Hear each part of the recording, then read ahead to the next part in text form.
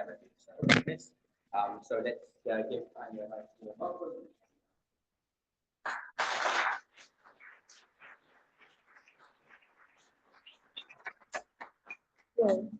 So hello, welcome everybody. I'm Metelmann, as I said, and first of all, I would like to thank the organizers for giving me a chance to give two lectures, and I have the title Quantum Measurements in Theory and Practice.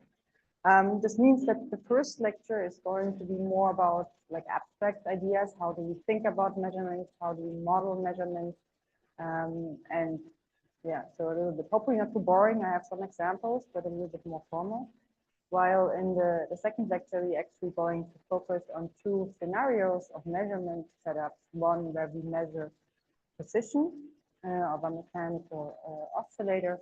And in the second part, we're going to think about how do we actually read out a qubit in mainly in the form as we do in superconducting circuits, or as the experimentalists do, because I'm a theorist, right? But let's start with just a simple intro to measurements, quantum measurements.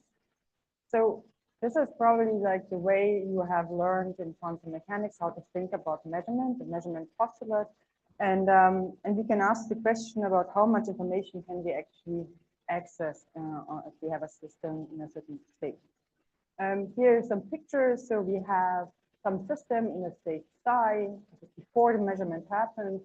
We then perform a measurement in a certain basis, right? And then we know that the system will be in the projective measurement in the state in which I measure. This is the basic idea that we actually collapse the state. So we are here free to choose any basis, theoretically at least, right? Experimentally is always a different question, but we can choose any basis for the measurement. And we will not know exactly, that's the nature of it, what state psi the system actually was before we performed this measurement. And after the measurement is a measured basis state. That's what we know. And if we now think about a bit more about this state, then we can expand it in the basis of the unit we measure. And then we know that the probability of finding the state is just given by this absolute value squared of these coefficients which give our position. So that's all really basic quantum mechanics, and this is what we call also a von Neumann measurement, projective measurement. So I want to walk through an example just to make sure that this is already all clear. So we have here a two-level system in qubits, and this is we have a ground state and an excited state, or a logical 0 and 1. And in reality, this can be a lot of different things. It could be two levels in an atom. It could be the spin up and spin down. This could be a superconducting circuit realization of an artificial atom. And there are a lot of different ways to encode logical ones and zeros. But for our purpose, just a two-level system, which we call a fluid. The state of this qubit could be, for example, in the position of the 0 and 1 state weighted with our complex coefficients, alpha and beta. And we know, because of probability conservation, that the absolute value squared of and the sum of these prefactors has to be 1. Yeah, that's the condition we have. And now if we say, okay, let's perform a measurement, yeah, then we have, for example, we can measure just in the spaces 0 and 1. And so what we get then, if we measure in the 0, 1, we get the collapse of state to 0, and we obtain 0 with the probability of the absolute value of alpha squared. Simple. Same thing, if we measure in 1, then we will get 1, and we have our absolute value squared as probability. Okay, so this is simple. Let's make it a little bit more complicated, just really slightly. So let's say we have, we know our alphas and betas in the sense that we have we assume that we have a state which is a superposition, which is an equal superposition, but we have a phase here. Yeah, and let's think about how we can now access information about this state. If we measure in the basis of 0 and 1, And then I want later on to get my probability of obtaining printed in Latin. the state, yeah, then we have, for example, we can measure in the 0 and 1, we get the collapse of state to 0, and yeah, it's then just the same for 0 and 1, it's just 1 half. Yeah, it's exactly absolute value of alpha beta squared. However, what we do not have is the information about the phase we have. So does anybody have an idea what we can now do to actually have access to the space?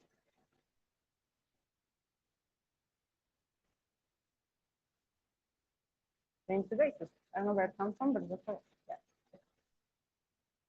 Okay, so let's change the basis. And one way we can change the basis is to go to the base of plus and minus. Yeah, so the symmetric and antisymmetric versions of these combinations of these basis states. And then what we can do is we can just, there's multiple ways to write this, but let's say we start writing our state we have, which is 0 and 1, let's just say phi, and we rewrite this in the basis of plus and minus. And so this is simply done, so we have to just, 0 is just the sum of these two objects while it's weighted correctly, and we have the 1 as the difference. And this is interesting because now if we actually apply a measurement, we will have, as we will see, access to the space. So we can rewrite this. Here we have a plus, and a plus goes together with a factor of 1 and then into the I theta, right? But here we have the minus coming in with a minus sign. And so thinking about the probabilities again, a measurement for measuring flux, yeah, we can just take the 3 factor, we know Euler's formula, so we get just this combination. We can simplify this a little bit, and what we obtain is the cosine squared of the angle theta over 2. Yeah, in contrast, if we have the minus here, we have here this minus showing up. Simplifying this a little bit, we will actually get the sine. Yeah, so now we have access to the phase and have the ability, in theory, to make a phase estimation just by changing the basis. This is all pretty simple in the sense that it's all done with the logic of that we make a projective measurement, a Neumann measurement. Let's formalize this a little bit. Here, projective measurement, the Neumann measurement, can be described with a projector. And a projector has the property, if you square it, it gives the projector again. You know, this is just one of the mathematical properties. And here we can, for example, write this projector just in the Fock states, and then this is just we apply this projector onto our state and perform a projective measurement. So the probability to find the system and then in the state n, yeah, it's just given, as we know, here we have to take the sandwich of our density matrix rho. Density matrix is a way of expressing the state of a quantum system. I hope you're familiar with that because I will talk about density matrix in the follow. So, and I can rewrite this in a form that you see that in the end, I just take the trace of my projection operator applied to my density matrix, and then I have the probability of obtaining n. This is the probability, but the question is also what happens to the state. Yeah? And there's a word for the word of after state after the measurement, the a posteriori state. Yeah? And this is actually something which depends on how we handle the result of the measurement. So there is one state which we call the conditional state, where we have, so I will mainly use the C for conditional, this prime, which means that it's after we perform the measurement. Rho here is the state before the measurement. And as you can see, we apply this projector from both sides. It's the same as applying just a projection operator on its state, but for the density matrix, I have to do it from both sides. And then I need to normalize my state as well, right? It has to be still a true quantum state. Okay, so this is the state where we repeat the measurement record, and it actually describes the state after the measurement.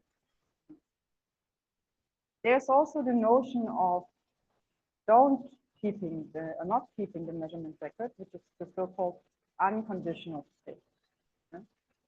And here we have the situation that we don't look at the measurement record, but we sum over all possible measurements n weighted with probability.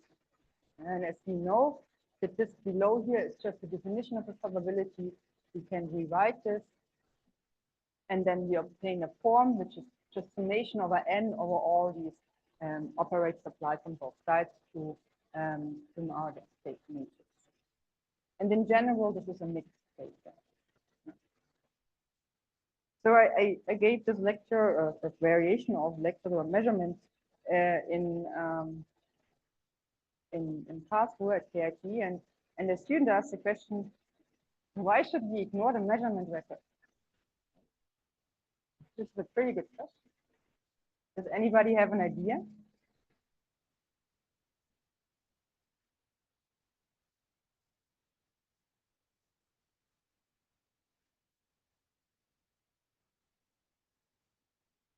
Okay, so it will become perhaps also more clear over this lecture. So for example, sometimes, well, clearly there's the option, if we can make a perfective measurement, we can effectively, keep exactly or work with the conditioned master equation, that conditional state matrix. However, often it's the case that we actually can only weakly measure, or we want to weakly measure to disturb the system as less as possible. And then we perform, and we will talk about this today as well, like a series of weak measurements, so a series of applying multiple of these operations, which means we will not look at every step what happens. This is also then this becomes a continuous measurement. And so we will not by every measurement step know about the state, but we will then look at unconditioned state at the end. So for weak measurement and continuous measurement, this naturally arises that we do not, that we ignore the measurement results. Perhaps we just don't get enough information as we have in a weak measurement. But this will become hopefully more clear in what form. Okay. One thing to note is that the unconditioned mass density matrix is not unique.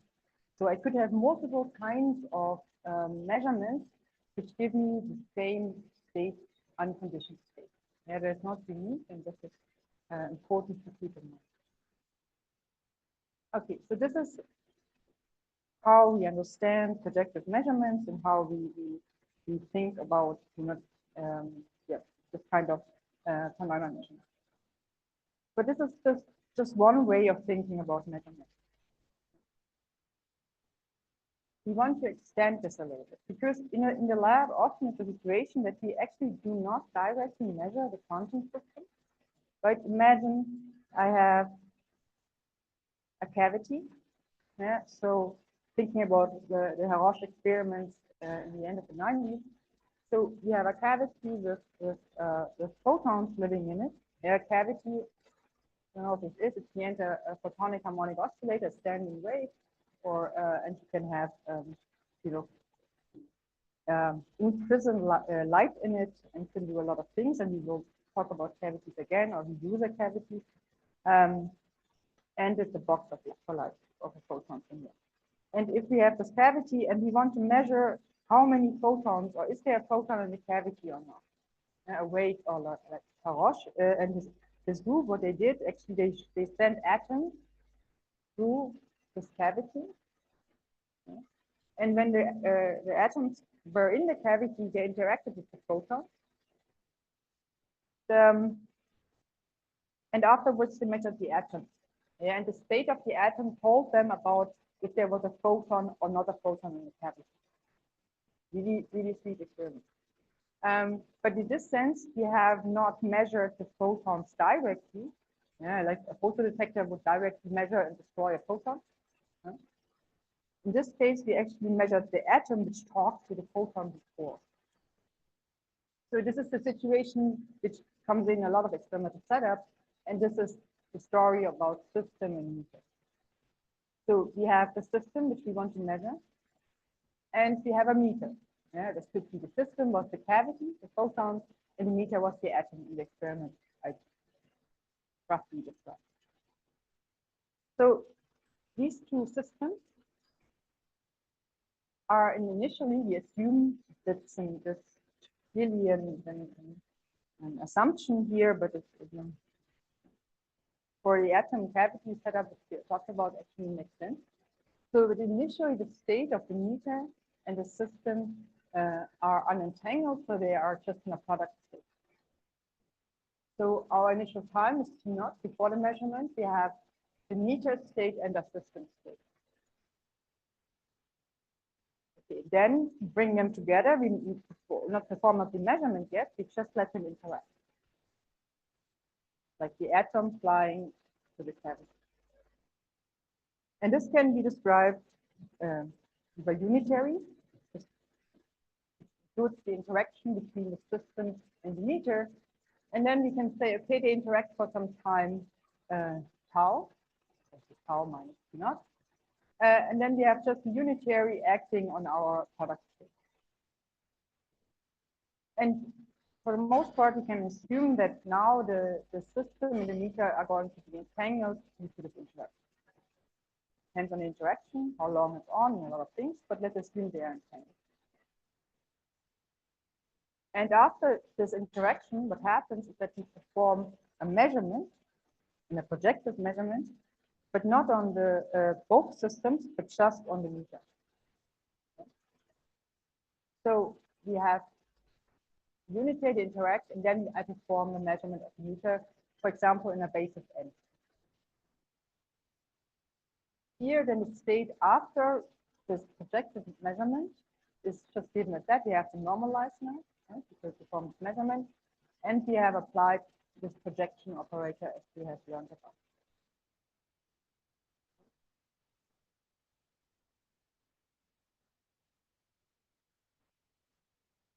If we look at this, it's actually such that I can now, yeah.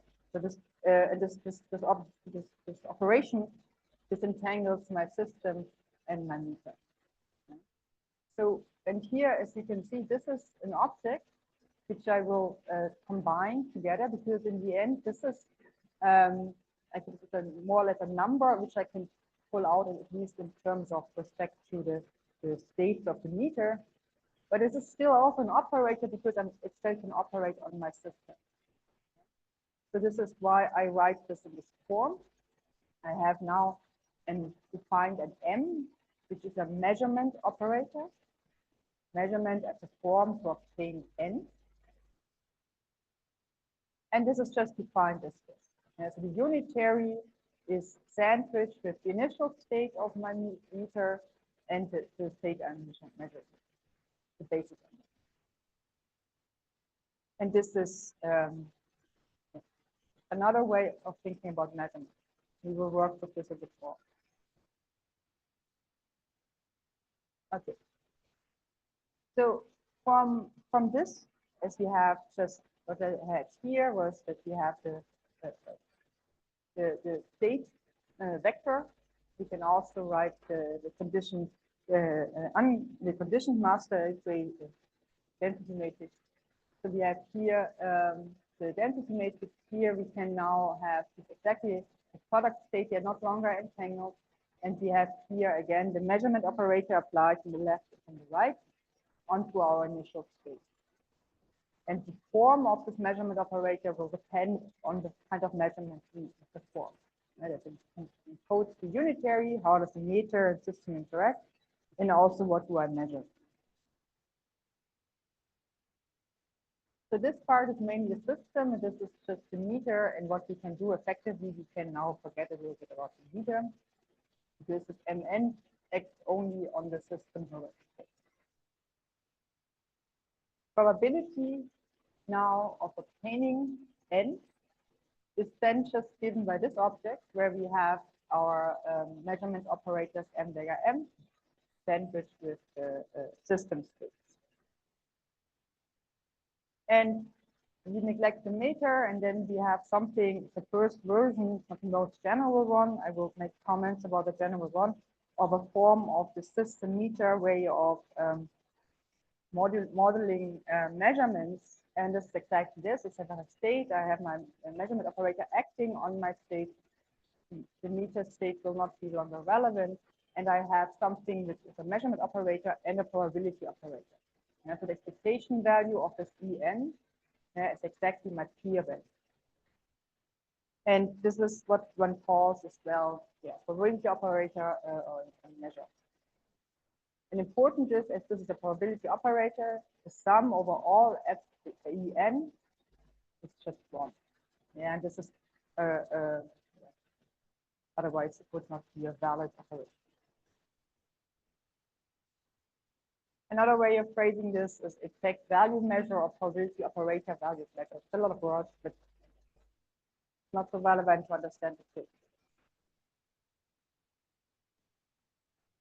Okay. So the state in this formalism can be also complexly written in a different notation. Now we have again the density matrix after the measurement, the conditional, and then we have here an object. This is some super operator, an operator which acts on an operator. So here we have this notation, often used this curly version, the D, sometimes an L, a J. There are multiple ways of writing this, but in the end, it's like this operator X and rho in this form that JA of P is exactly acting from both sides on this part which is behind. Yeah, we have seen this. We will see this again a couple of times, but this is the notation. And if we take now in this notation the state where we ignore the measurement records, the unconditioned state, we obtain a really complex form where we have here just the sum over all these super operators acting on our density.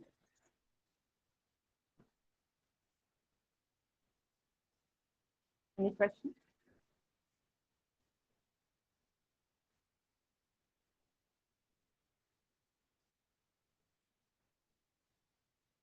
No, I will show you. Let me show you. Oh, it's still try to show you. So this is the definition here, right? And you X on both, and then let's just remove the meter. Further question?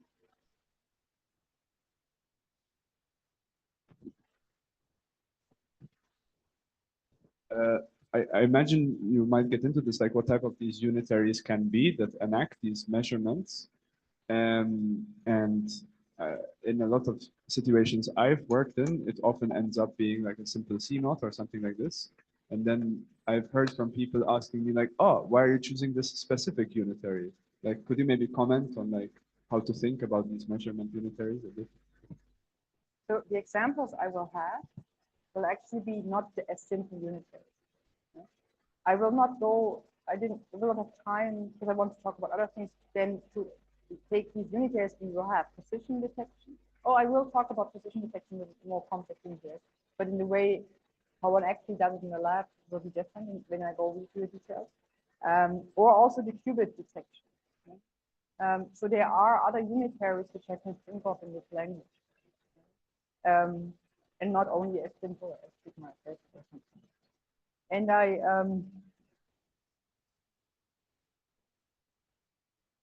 I think that your, for example, that was something I thought recently about dephasing. Yeah, and dephasing, because this logic applies as well if you think about open quantum systems, because measurement and environment are closely related. And so because environment performs a measurement of the system, but throw out the information. And if you think about dephasing, then you try to formulate in this logic. I also thought which unitary is actually the one which works. And it turns out at least two come to my mind. So I wonder then, is it unique or not? Because the operations are not unique. Right? You can have multiple, and multiple might be realized with the same unit. But I don't have a proof for that. But it's just saying one example.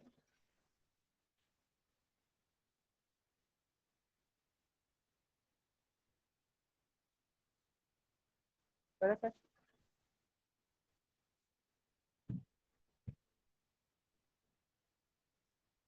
I can ask you to comment eventually, also from a philosophical point of view, the difference between conditional and unconditional measurement.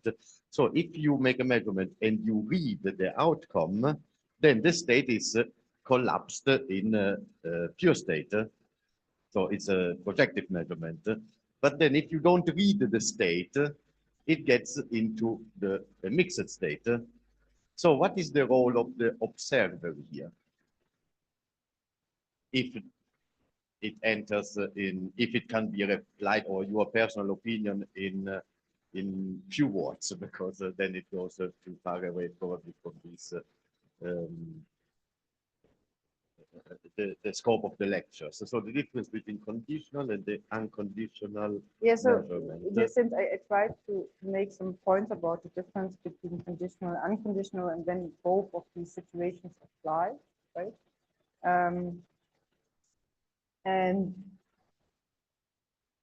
And my picture was this, weak measurement you might not, because you also will not get information out of the conditioned state.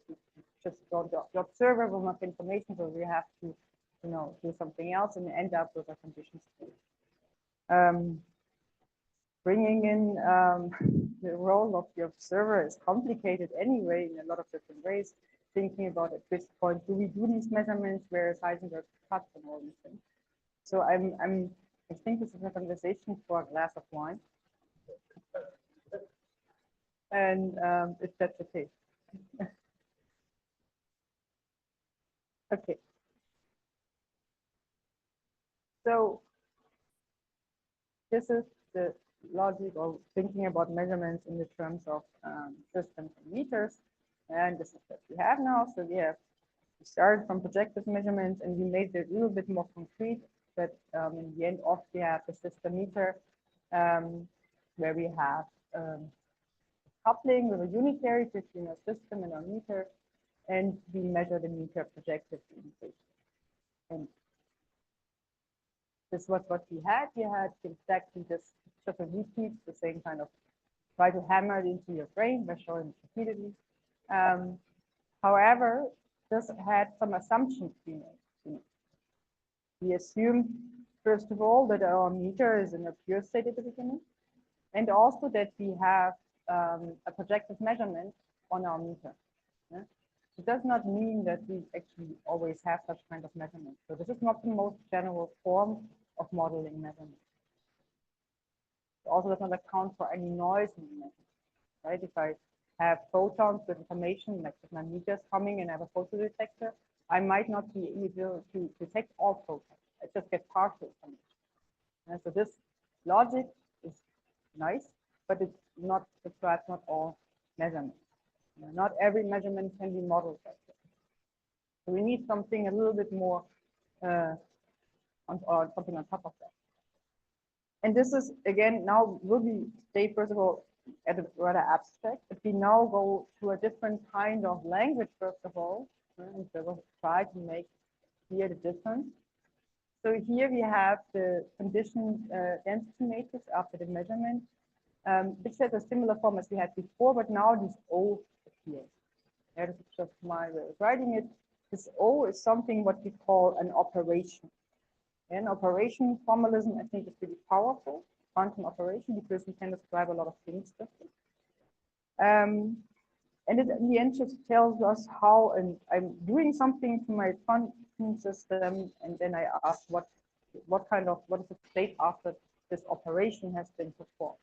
Yeah, so this is, you will see a super operator right away, but it's something, and which is just written as short as this. We have normalization.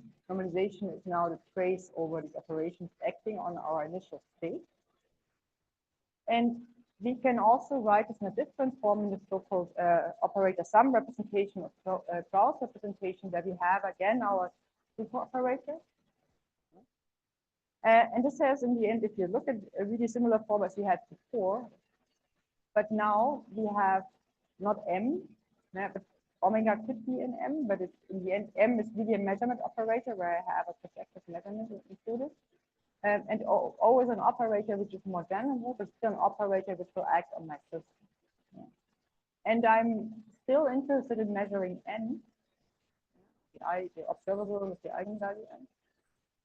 But now I also allow that for this whole one measurement of n, I can actually have multiple operations which I have to use to describe this measurement.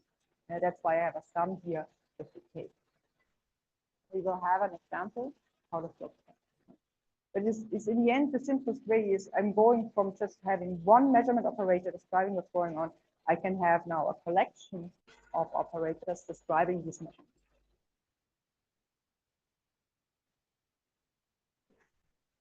And if we think about this is just some, again, notation stuff, if we have the probabilities here, we can write this again with the operations applied to our state. We have then this omega row, omega dagger ordering. We can rearrange this a little bit. Let's just using the cyclic commutation of the trace. And then we have a form which resembles already something we saw before. We have this sum over k dagger omega n, omega dagger omega. And we can define this as our effects again. So we have here now, we went from measurement and effects to operation and effects. Now that's the language. So En are now also again not only the measurement operators m dagger m, but it's really the sum over all these possibilities to measure what the model wants.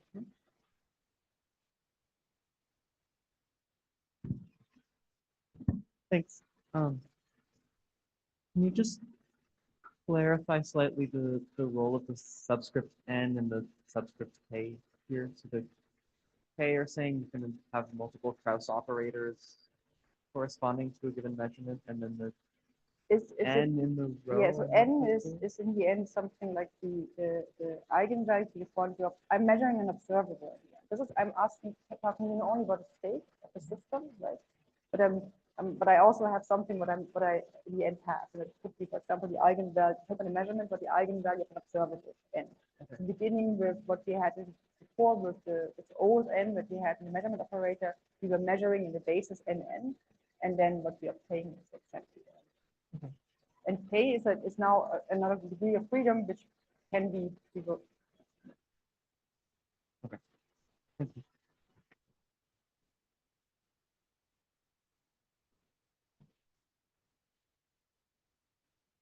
Okay, so taking this language, this is just a lot of rewriting, but in the end we have still the density matrix now can be written as that we apply this operation on our states. Now the normalization is gone. Another way of writing is making it too short and having just O acting on rho. But this is just okay. This formalism generalizes the concept of measurement, and actually the limitation, the only strong limitation is actually the effect that all the sum of the effects, well, conservation of probability. Yeah. This is the constraint we have, because we also have to make sure that our state after our operation is still a state. Okay, so this is a lot of formalism. Based on this language or formalism to quantify measurements, we can actually now classify measurements. And this is something where the operations effects can, sort of having a different physical meaning. So the operations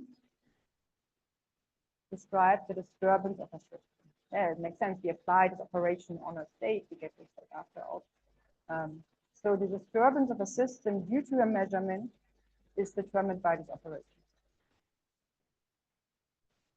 While the effects are probability operators in a sense, and they tell us about the information we obtain when we perform a measurement. And I can use these two definitions to classify measurements. And for example, the disturbance of the system by the measurement could be, for example, minimal disturbing. Yeah, it could also be complete, all kinds of ways of describing it. I will not go into details because this would be really, really boring. But I encourage you, if you were interested in it, like a little bit of a discussion is found in Wiseman and Milgram's book, Quantum Measurements and Control. There's also a classification exercise, I think, with 15 examples. If you go through all of these and give me the results, I would be really happy. I never made.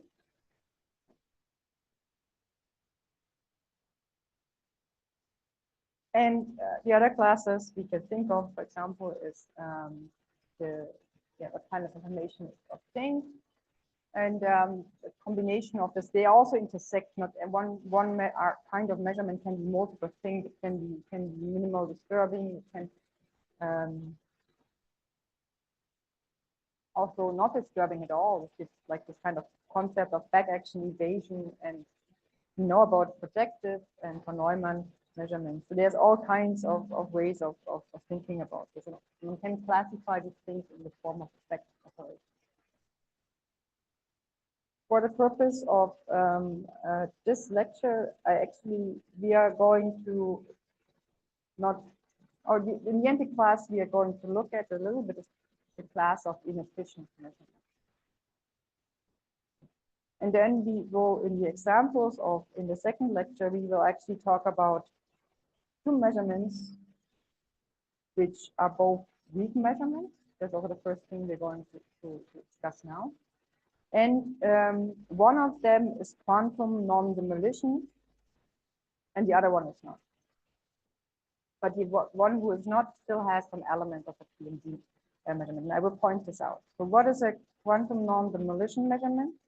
In the end, it's like that I have the unitary I have, which describes my measurement, of my meter and my system path, is such that the observable I'm measuring is commuting to Hamiltonian. It's not perturbed.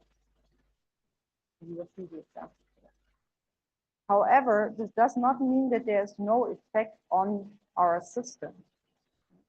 So if I will have the observable itself will not be affected by the measurement, but only the states which are eigenstates of the observable will also not be affected. Other states will be affected. You will see that. So in this sense, the conjugate variable will be affected. We will come. First of all, we stay a little bit. How do I use time? No, it's not.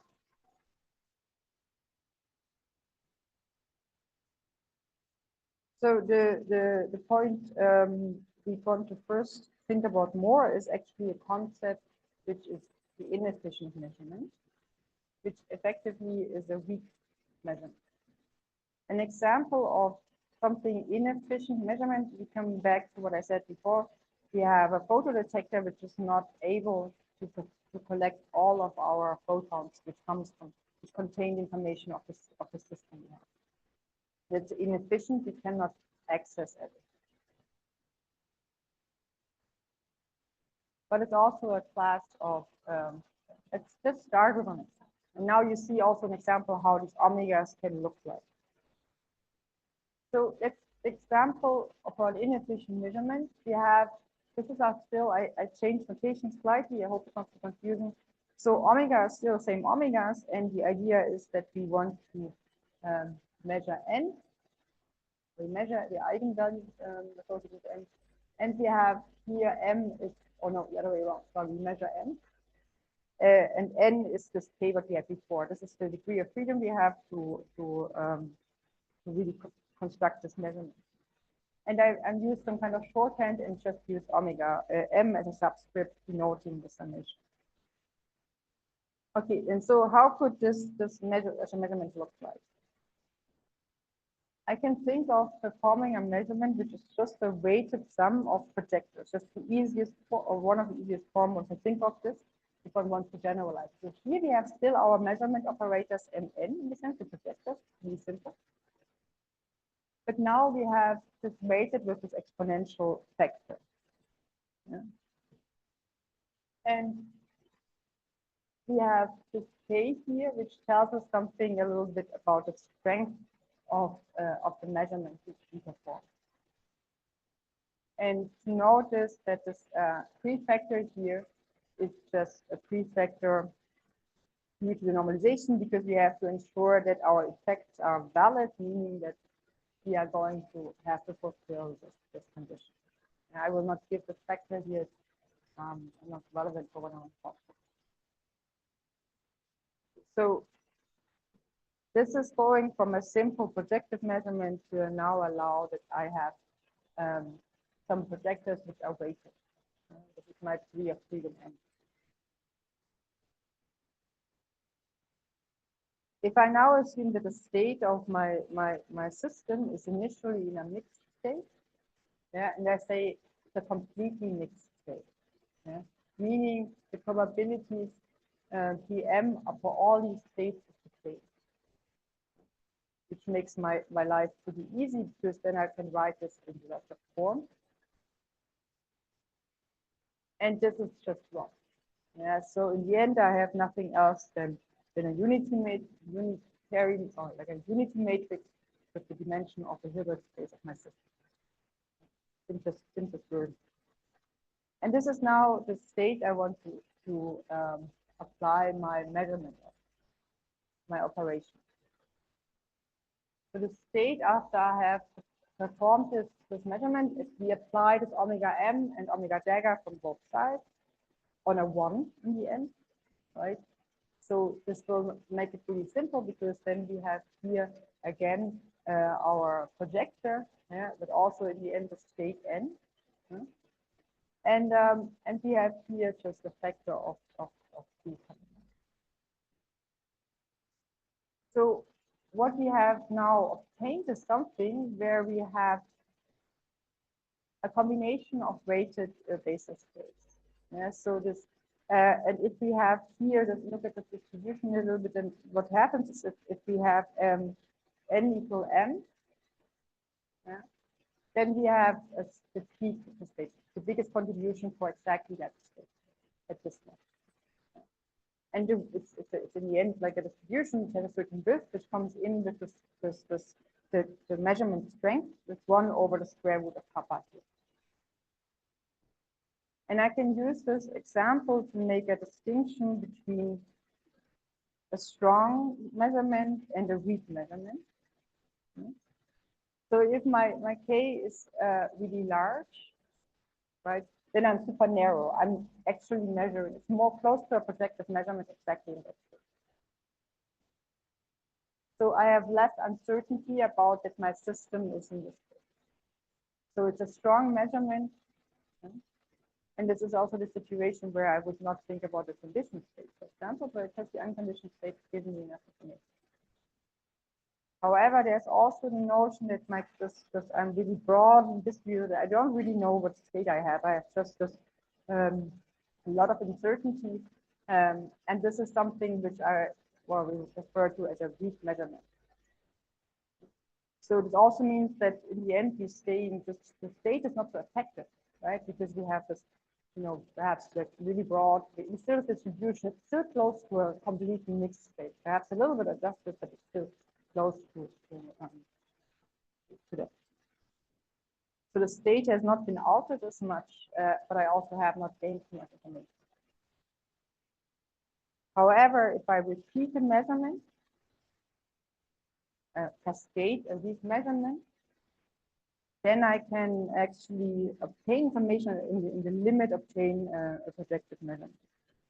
And this is what happens a lot in experiments, that we actually, to think about this measurement process, that we actually acquire information over time, because a lot of measurements take on longer than the system's time scale. And that's why we have to start thinking about continuous measurement and weak measurement, both together. So let's do this, or other questions before that?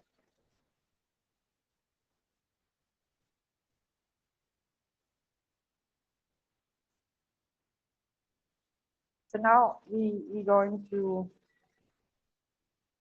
think exactly about such a continuous measurement of an observable X. Yeah, and this is valid for general observable X. Observable measurement. And we assume it's an observable, so it's a Hermitian operator.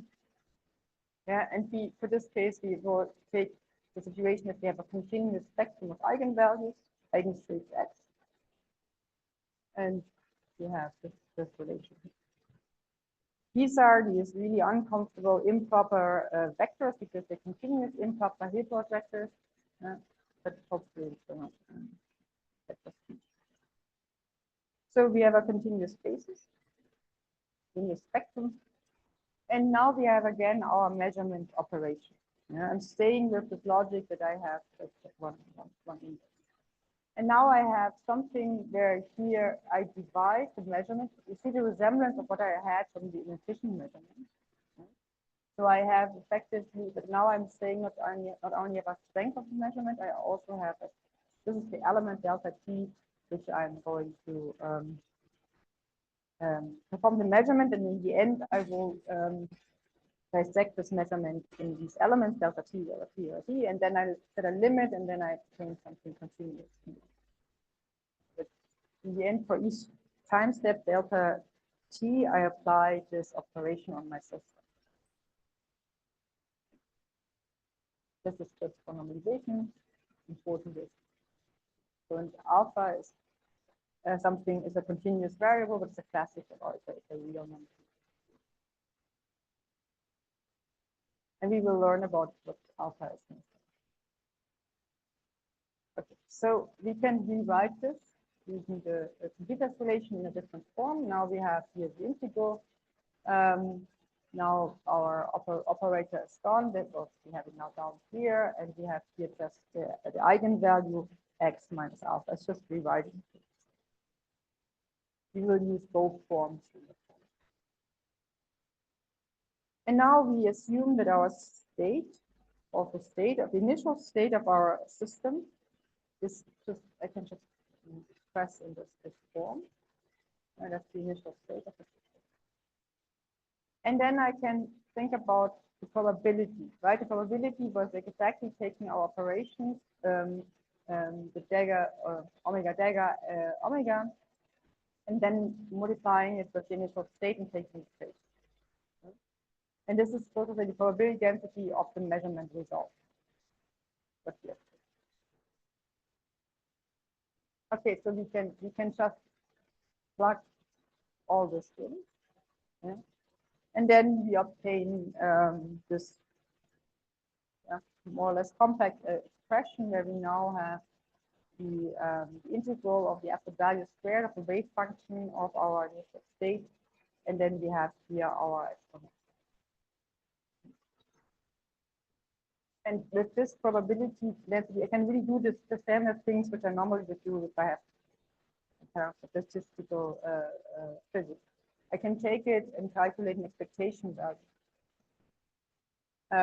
by just multiplying with the I don't know, I want to have, depending on what kind of expectation, I want to have expectation value of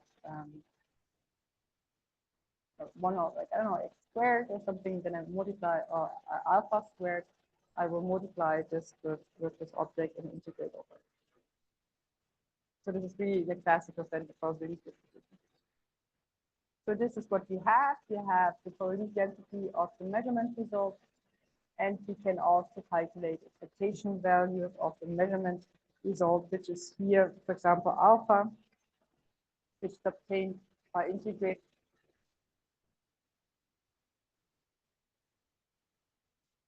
You can hear me? Yeah. So by integrating, multiplying the object I want to get expectation value of the probability density and integrate over it. In this case, you can reconfirm it because just into the Gaussian integral, you will effectively end up with a situation that the expectation value of alpha is what we measure, is x. Yeah, this is what we want. We want to determine exactly this. Yeah, we want to have, the idea is to measure the observable of x, and the expectation value here is alpha. Okay, there's something.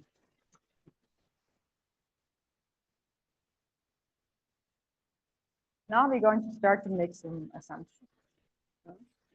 And really delta t should be really small. And if I am assuming that the Gaussian here is much broader than the wave function, I can more or less assume that I have one peak centered at my expectation value. And make this mean peak, I'm just assuming that the wave function initially is a delta function, more or less an eigenfunction, shifted by this. Okay, so this is my initial state.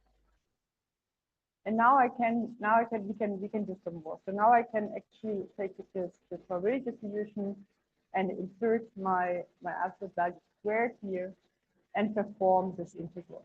And it's a delta function, so all that will do if I integrate over x will bring me the expectation value of x into my expression. And what I obtain is nothing else than a normal distribution. Now we have a practical compact expression. Okay, so the measurement or the operation we applied gives us the observable x.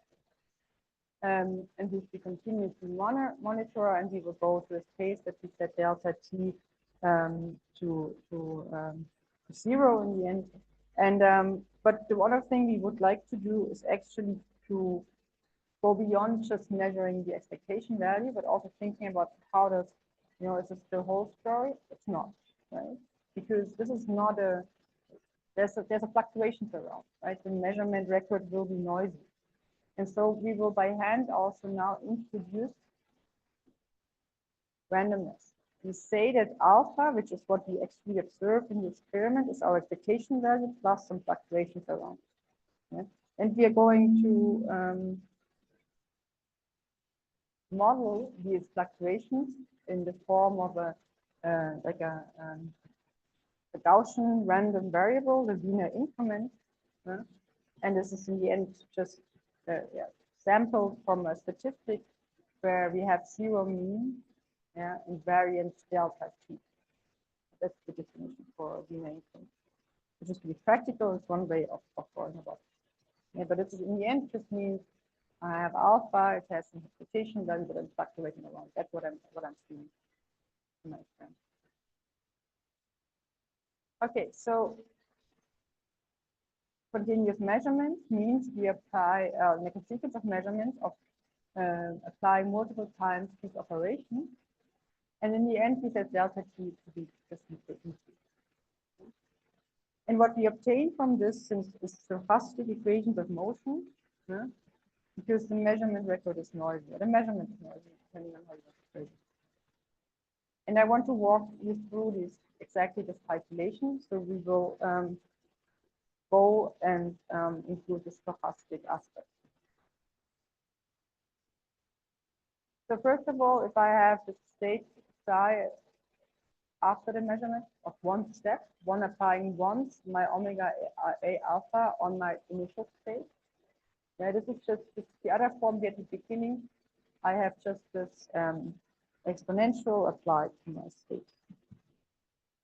You see, I make proportional. I'm neglecting for simplicity everything normalization to keep it short. It's going to be long enough this week.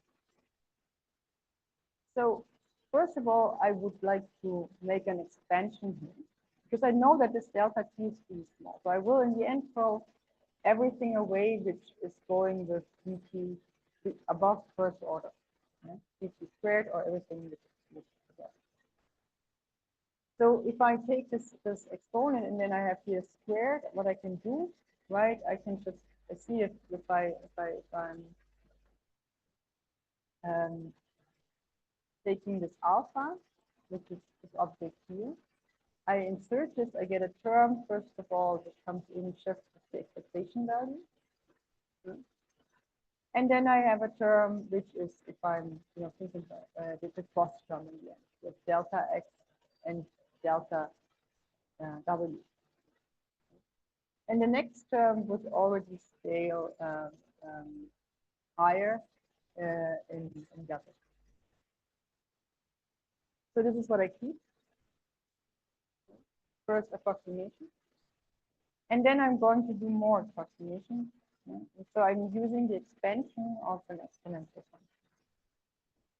So I'm expanding this up to first order in dt, delta t. So first of all, I get the exponent as it is, right? So this is exactly writing this down as it is, first order. And then I have to think about which, if I want to stay on the order of delta t, which terms from the next order will contribute.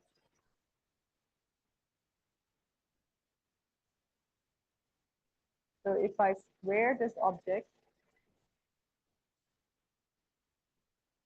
so think about if I square this object, let's stare at this a little bit.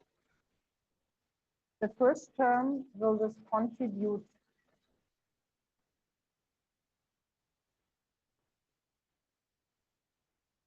No, because it's this. Yeah. I have then, in addition, the cross product, right? Being like expanding x squared plus y squared is x squared. So I have then the product of these two. Is this going to contribute? Why doesn't it contribute? Because it's delta t times delta. This one squared. Somebody else than the person who understood it already. If I square this, will I be able to? Why? Delta w squared is the variance is there. So it's also the order of dt. So this is the last term I'm going to include. Yeah, so in the limit of delta t going to dt, the increment, I will have this. So now we have an expression where we have some one, we have some terms which go with delta w, and we have some terms going with delta w. And so we connected some parts, but this is something really used. Like if I want to describe dynamics of density matrix, I will, and a lot of ways of deriving this will always include that I have this limit that I throw away things which are going with the time element squared, the linear equation in the time. Okay, so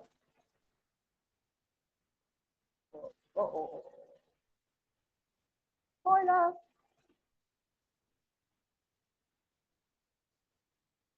Yeah. Okay, so now this is more or less exactly what I wrote down, right? And then I want to close this a little bit, and I see here that if I'm going to this limit delta t dt, the linear increment squared will become dt. And this means that if you take a look at this, this is exactly the same expression with the difference. Here's a -2 and here's a +1. So I can combine these together, make this a little bit more complex. Okay, and I want to write this a little bit differently if you will need it in a second. So I have here now, this is just my state. I have, or my state after the time element t.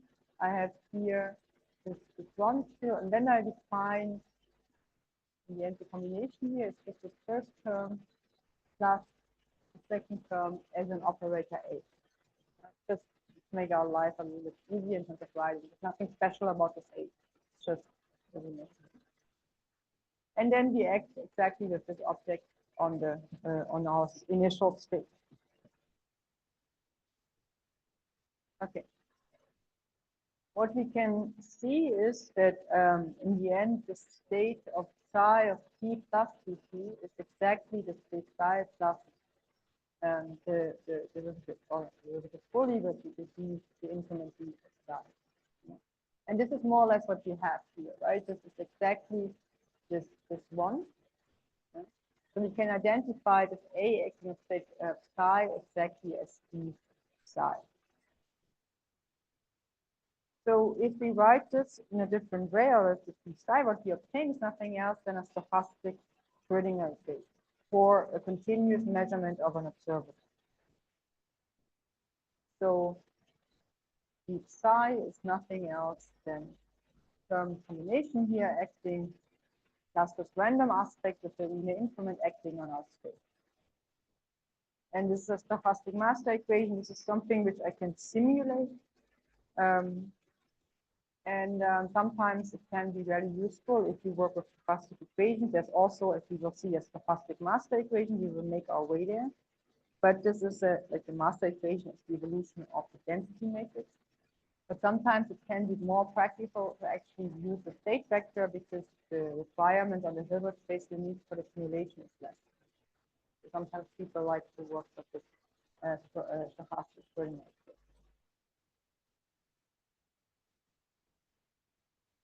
Any questions?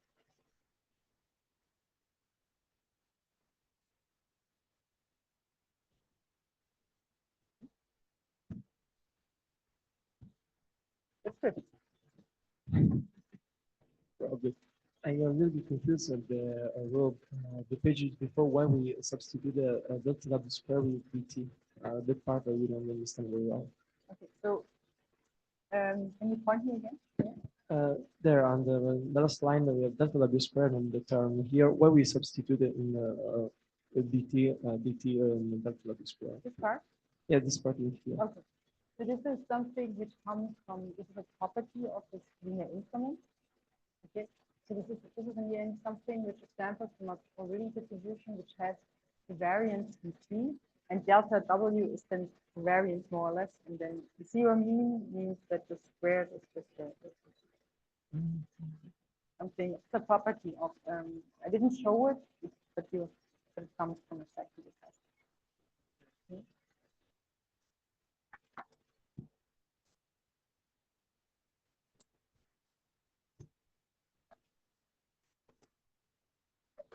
Okay, I want to take a break and ask you, I want to make a survey. You realize that now the European Union makes caps like this? So who likes that? Please raise your hand.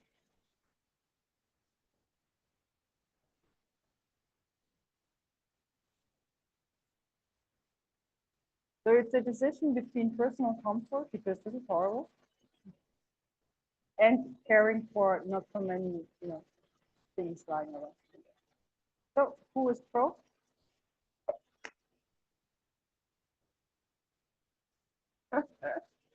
Again, it's not a, it's an opinion questionnaire. You will survive. It's not a test. Okay. Okay. So I would say like 20% only. Yeah? So the other one's on my dark side.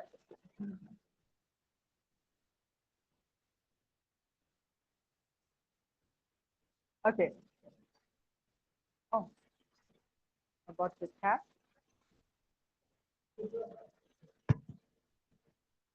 Is there a way to artificially generate linear increments with different distributions, or we are like forced to use one which is Gaussian, which is root? So this is a property of this random variable. Ah, okay. So I'm not choosing that. So it's like. No, I'm saying it's a lot of often if you use Gaussian noise processes, right? Because the closest to reality doesn't mean it's always the right one. And this is just really, this is the property. The Gaussian, like you have a stochastic process, I can classify them again in different things, and one aspect of classification is that they're Gaussian. And that's just it. Yeah? But this is an assumption I put in. There's nothing hindering me to take a random variable with different statistics. Okay, so technically it's possible to generate something that is like non-second momentum, so stuff like that. Something like, I don't know, something which is not actually a Gaussian, but yeah, in principle, if I have I would not come right away up with, perhaps you have an example in mind, but here I could take any kind of random variable. I would get a different equation. It would make my life also much harder. There's a reason why you use this. Yeah? But this is an assumption, which I'm. okay. But for example, if you're taking, and we will see this again when we talk later about fluctuations, vacuum fluctuations for bosonic mode or something, you would also assume Gaussian fluctuations.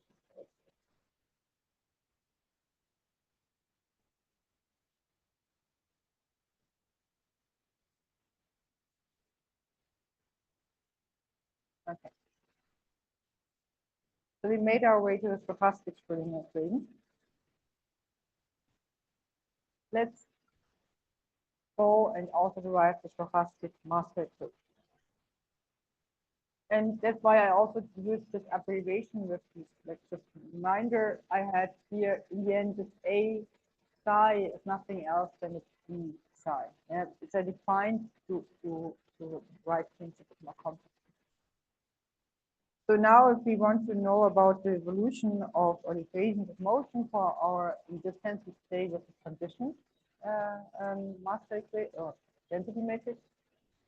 And then we know that this is, just combining what we had before. This was our inverse for state evolution. Now we just transfer this to our master for density matrix. And then we have here exactly what I said. D is actually A acting on our state, from the left and from the right. And now we can take these and express them together or expand this, right? So for my psi times psi, I just get back my density matrix.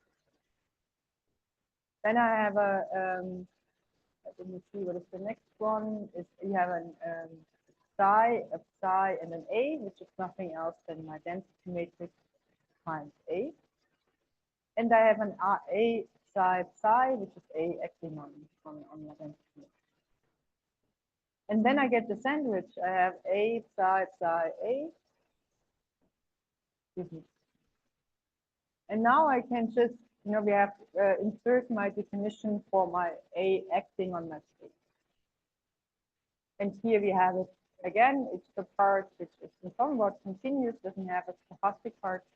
We have here the stochastic part. Okay, so let's start. It's a bit lengthy. I will use some colors and try to walk you through. The end result's not too complicated. So first of all, I want to think about this object here. Yeah, so I apply A from the left to the right, which is the second line here. So I have here my A acting on rho, and then I have here A acting on rho. Yeah, and what I did here is not complete yet. I expanded my first part. This is just x squared, or like expanding this gives me exactly the first part. I do this because if I have an expectation value, I can move this around, right? Because this will not care about, will not act on my density. It's just a number, complex number, a real number. And so here I have the first part, and then I'm going to also have my second part, which I also expand, right? I have terms showing up with x acting from the left, from the right, and then I have the expectation value. But this part is weighted with my Wiener infinite. Okay. We will come back to this, but I can already see that here I can combine something, right? Because they will not care about the order. So this is the first part. This is the nothing has changed. But then we also have the second part here from both sides. So we apply now, or have to think about A acting from both sides in our state, which will give us again these terms where we have, if I multiply A from the left to the right, and I have a dt squared if I'm showing up. I have a d omega, a linear increment squared, and I have cross terms. And we already learned we want to just keep things in the order of dt, meaning there's only one term which is relevant, which is the one coming in with the increment squared. All others drop out. And then we have the term where we again have the square, yeah, more or less, because now we have the acting from left and right. And we know that in the limit of yeah, we go to DT. And that's an approximation because we throw out all other. Okay, so let's think about this. Now I'm trying to use colors to put this together. So what can we put together? So here I said we have here just a number, right? The x expectation value squared. Here we have the same, right? This comes in with a factor of 2 and a minus. And we combine these two things. And here I have exactly also the same factor with a 2 and a plus sign. So they will cancel. Nice. Okay. Now we can take a look at these terms. So we have here something coming in with a minus times a minus, the plus 2, and then I have the operator x acting in row. This is again an object I can move around. Similarly here, I have also a factor 2, and then I have the x acting on row, and this can I can move around. Yeah, but you see that here's a minus and a minus plus, minuses will also cancel. Okay, so the colored part here will cancel. Similarly, if I have here the other, it's the same. Yeah, so I'm acting from just the other way. Here I'm acting from x to from the right to the left. Here as well, same to a minus, and this comes from plus because it's minus all the front, so this cancels. So all these terms cancel, and I'm left with what is now not highlighted. So if you take a look at this term, what comes to mind? And if you see a combination of an operator, a density matrix, and operator, and then I see as well, if I look at up here, I have an operator squared and a density matrix, and then I have a density matrix and operator squared. What object is this? Or how have you seen this before? This kind of ordering of operators, including the density matrix. Dissipator, but what more? Lindblad. Yeah, the Lindblad dissipator, exactly. So we can combine these terms. I will show you the form in the Lindblad dissipator in a second. And then we have, and these all come in with DT, right? And then we have still some term coming in with the Wiener increment. So we can put this together, right? So this is here now.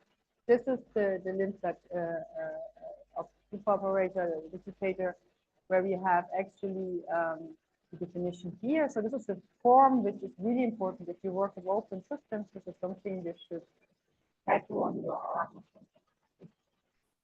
So L, I use L often. This is not like people use often a D. There are different notations. So this is again similar to the Krauss representation we saw before. With the Krauss operators, we have an L of O acting on rho, meaning O, rho, O dagger, which is something that we also call a quantum jump part of this operator. And then we combine this with something which is a continuous term, where we have exactly O dagger O rho in the reverse order. And there are some effectively some branch of people people working with something like open systems, where people throw out their jumps and then call it non-Hermitian systems and non-Hermitian Hamiltonians, which is a little bit painful, but that's what people are using. And if you think it back to a master equation, more or less what they do, they ignore this jump, which has consequences. And we, in my group, we care about that jump. But there's also a lot of physics if you just think about continuity.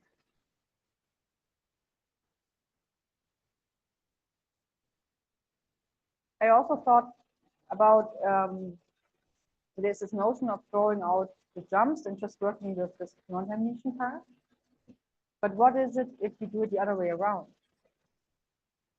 So what if we just have the jumps and not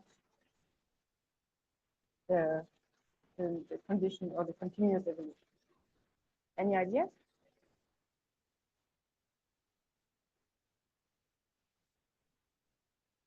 To think about it and then talk to me about it. I think it's an interesting question, and I have an idea what it is, but I will not say it yet because it could be wrong.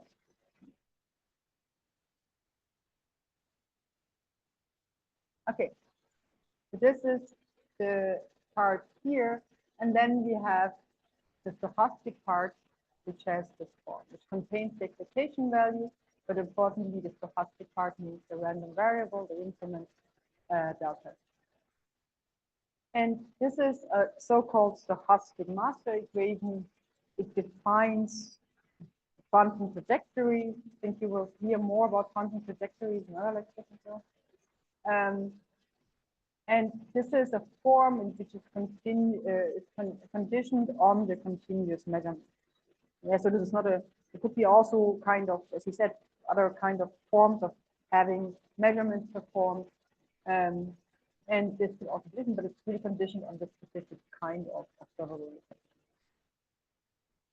And this is something, again, I can simulate, which give me one record of measurement results.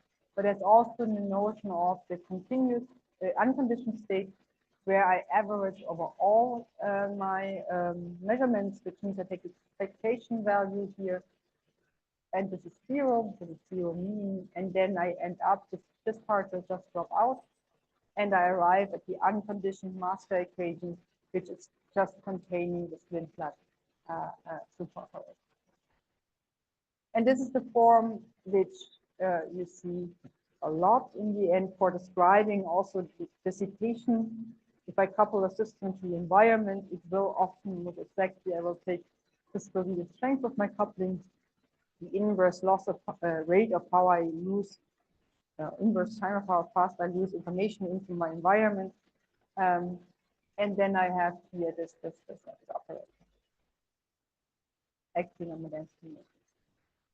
So this is the unconditioned master equation. And again, as before, this is not a unique situation, because I can have a lot of different unconditioned master equations which give me the same conditions.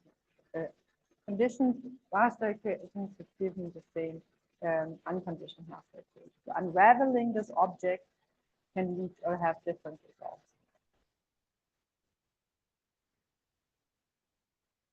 And with this, I am at the end of my slides, and I'm happy to take more questions.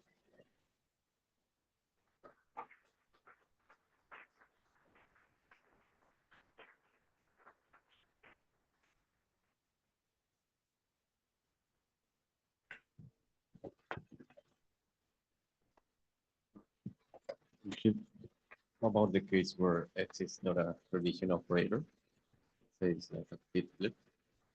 What do you do there on baffling? The same way? Okay, so then it would not, like it's non-emission, I would not be able to measure it, right? But if I have Like particle loss or gain. Yes. If you have particle loss or gain, then so yeah, so if I have this like a normal master equation for describing loss, right? I have a non-Hermitian operator, right? But this would then not map to this kind of measurement, right? Because it would be like A is not, I cannot measure in like just a non-Hermitian operator. I have to measure in observable, right? Which is not correct.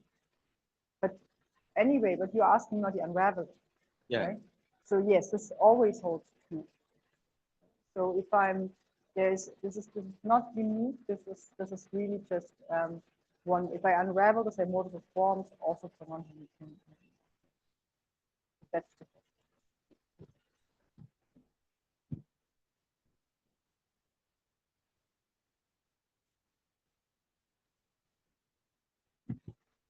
So maybe I missed it, but you obtained the master equation in Lindblad form. So can you explain again where the notions of Born, Markov, and secular approximation appears in your derivation?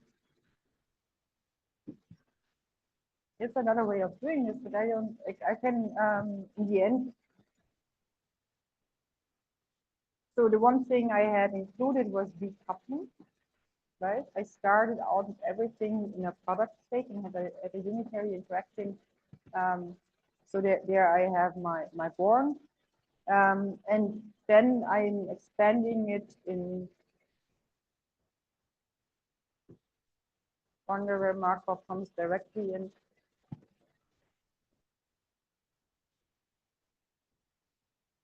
It's not in the taking the limit delta t to VT. It's I'm like might thinking come about the in because separation if and I- time if- scale, what you if usually I, do in I this. cascade it down and just say everything, like I'm saying my operation comes to always the same omega alpha, then for every delta t. I'm not including anything but delta, the omega of time before. There's nothing I can memory at all. Perhaps. But is this kind of the notion of separation and time scale?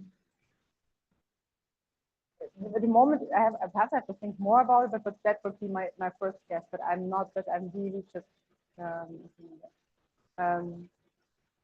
but I'm sure one can formulate it better if one thinks of it better.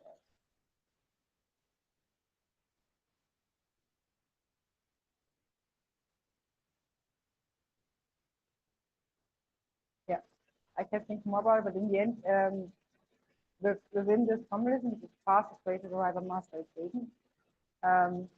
Which and one is a good question. We can talk about it more.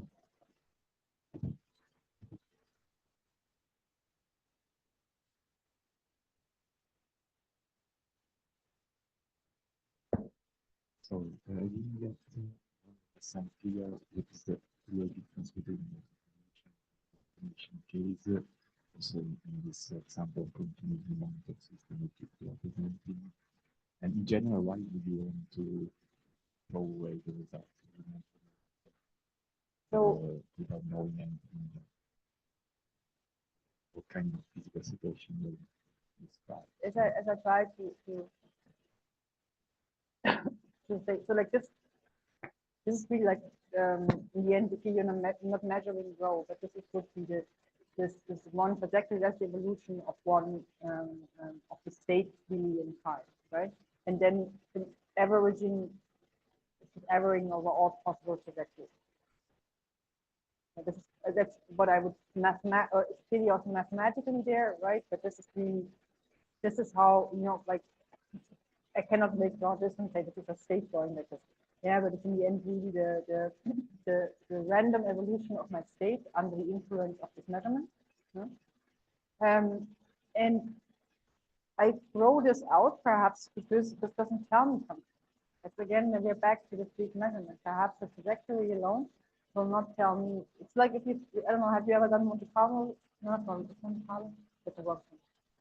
Good, forget it. Different. So if your trajectory does not give you enough information about what you want to know, you will have to do it multiple times. You pay the price of only being able to say something about the unconditioned state, but you have to do it because your trajectory will not give you the information.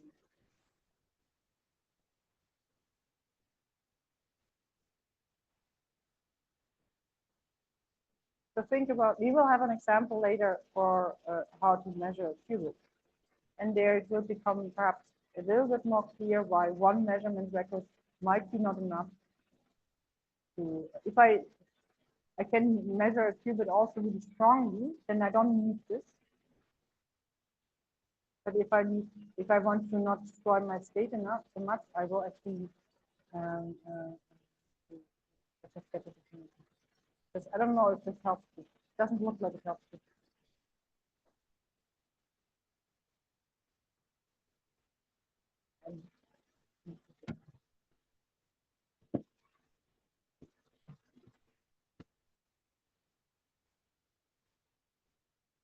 There was a question, I think. In this final unconditional master equation that you get, is there any since there's no system Hamiltonian part, is there any coherences built up during this evolution? No, the measurement might I'm not sure how you, but normally as in if you start having measurement or environment coming in, the coherences are going to be destroyed. if you're a part of it. So or perhaps I'm not understanding the question. Yeah, just because yesterday there was a comment on like these master equations of like the spectrum of the Hamiltonian is like non-degenerate, then it's like a classical stochastic process. And I just wondering if that applied here because there is like no in the evolution there's no like system Hamiltonian part. I think therefore I missed the lecture yesterday to exactly know what you're talking about. But if I can boil it down to the kind of form I will have in the long term, it will always my coherence is decay. So yeah, but I'm not sure what was exactly referred to.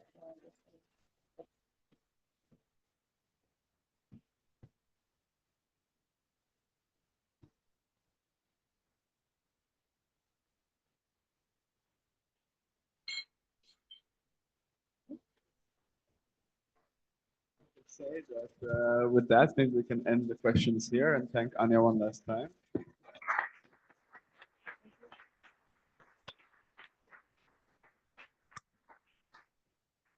And have a good lunch, and we see you back here in an hour and a half, 1:30. 1:30 we start again. Cool.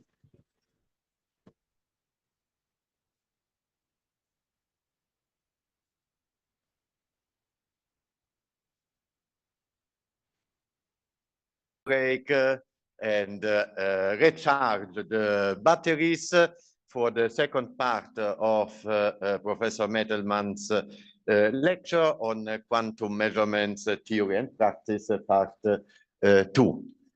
Please. Yeah, welcome back after lunch. I'm happy that you came back. And in this part, as I already announced at the beginning, we are going to really think more about actual measurements. And so we have learned about all the abstract concepts. We walked from the idea of projective measurement to the idea of having a system and a meter and a measurement operator. Then to the most general description is using operation and effects. And then we know now that we can classify measurements, and we talk a little bit about inefficient measurements, weak measurements, and then towards the continuous measurement of an observable. And now we're going to actually exactly focus on these such cases. And the first aspect we're going to talk about is the measurement of the position of a mechanical oscillator. Yeah, or the position of it. And this is here a picture. We will make our way there. So we will also have conceptually a couple of things you have not heard, at least in the last day, officially about. So that hopefully you can follow and please ask me questions. Because we will also talk about a quantity which is a noise spectrum and how to derive it. So far we have mainly worked in the Schrödinger picture, thinking about state and the vector form or in the matrix. But now we are actually going to, I think, mainly work in the Heisenberg picture, where the operators to carry out dynamics, which makes it rather easy to calculate noise spectrum. You can also use a master equation to calculate noise spectra, but then you have to use the quantum regression theorem, which I didn't want to bother to derive. So and so we will stay in the Heisenberg picture. Okay, so the idea is pretty simple. For the first part, we want to measure or make a weak measurement of the position of a mechanical oscillator. That's an old kind of basic question. How can we do it? How well can we do it?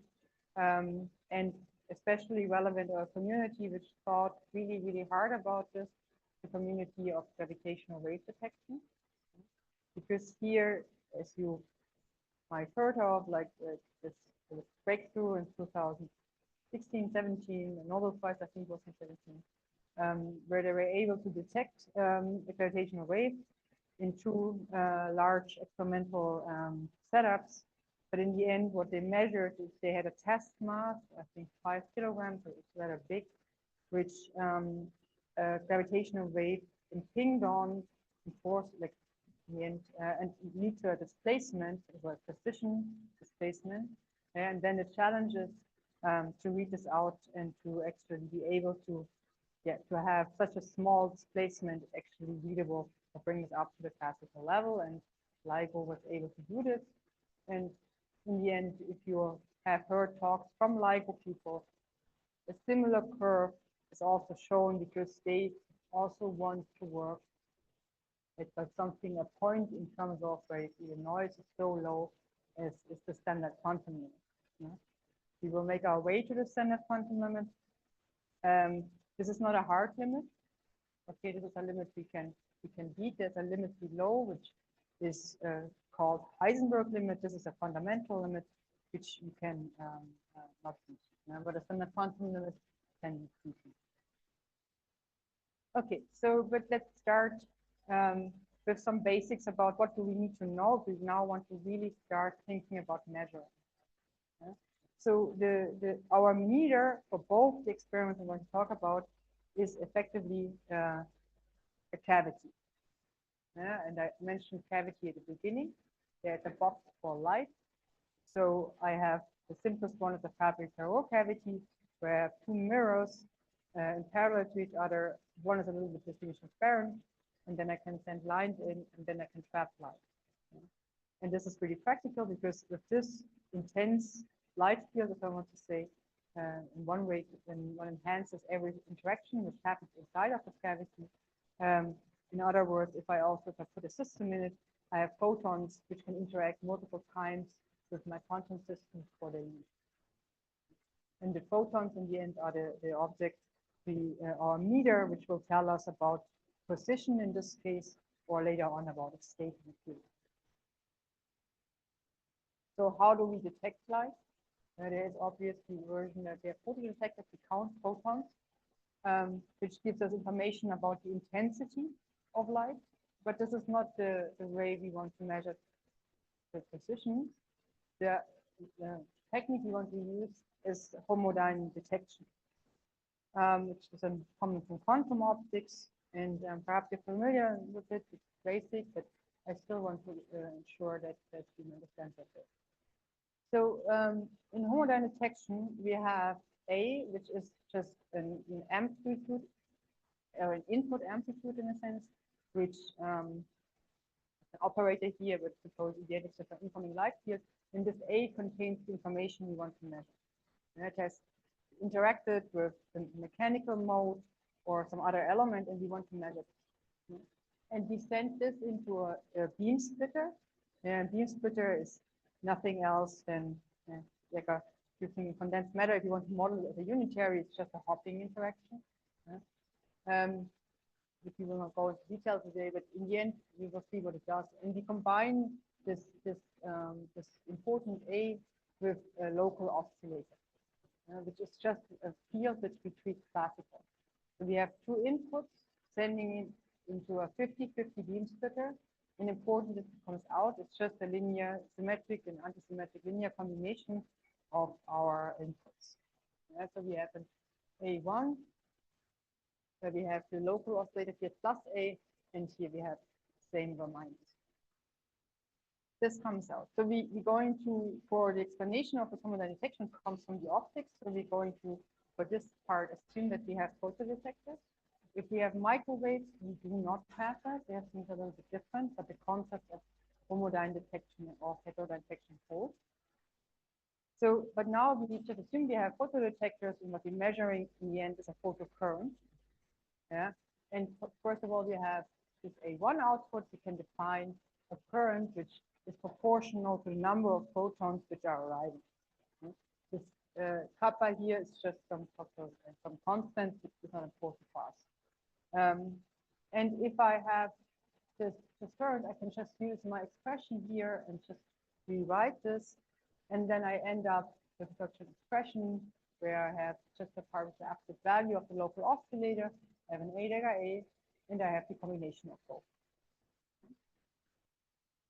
Similarly, I can also measure my second port, and I get the same kind of similar result. But really, we have now the sign, which becomes relevant because we have here a minus sign of a mix.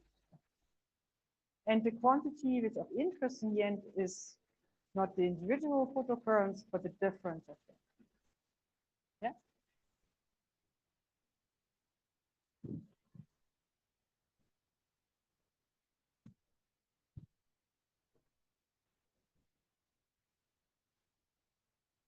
Or it's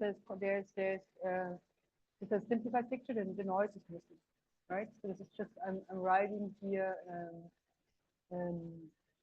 the classical amplitude and neglect the noise. And you can tell me if I'm like correct or not, but if I would take it as an operator, and then they should commute, because if they're independent, then what I'm neglecting is the noise of the local oscillator.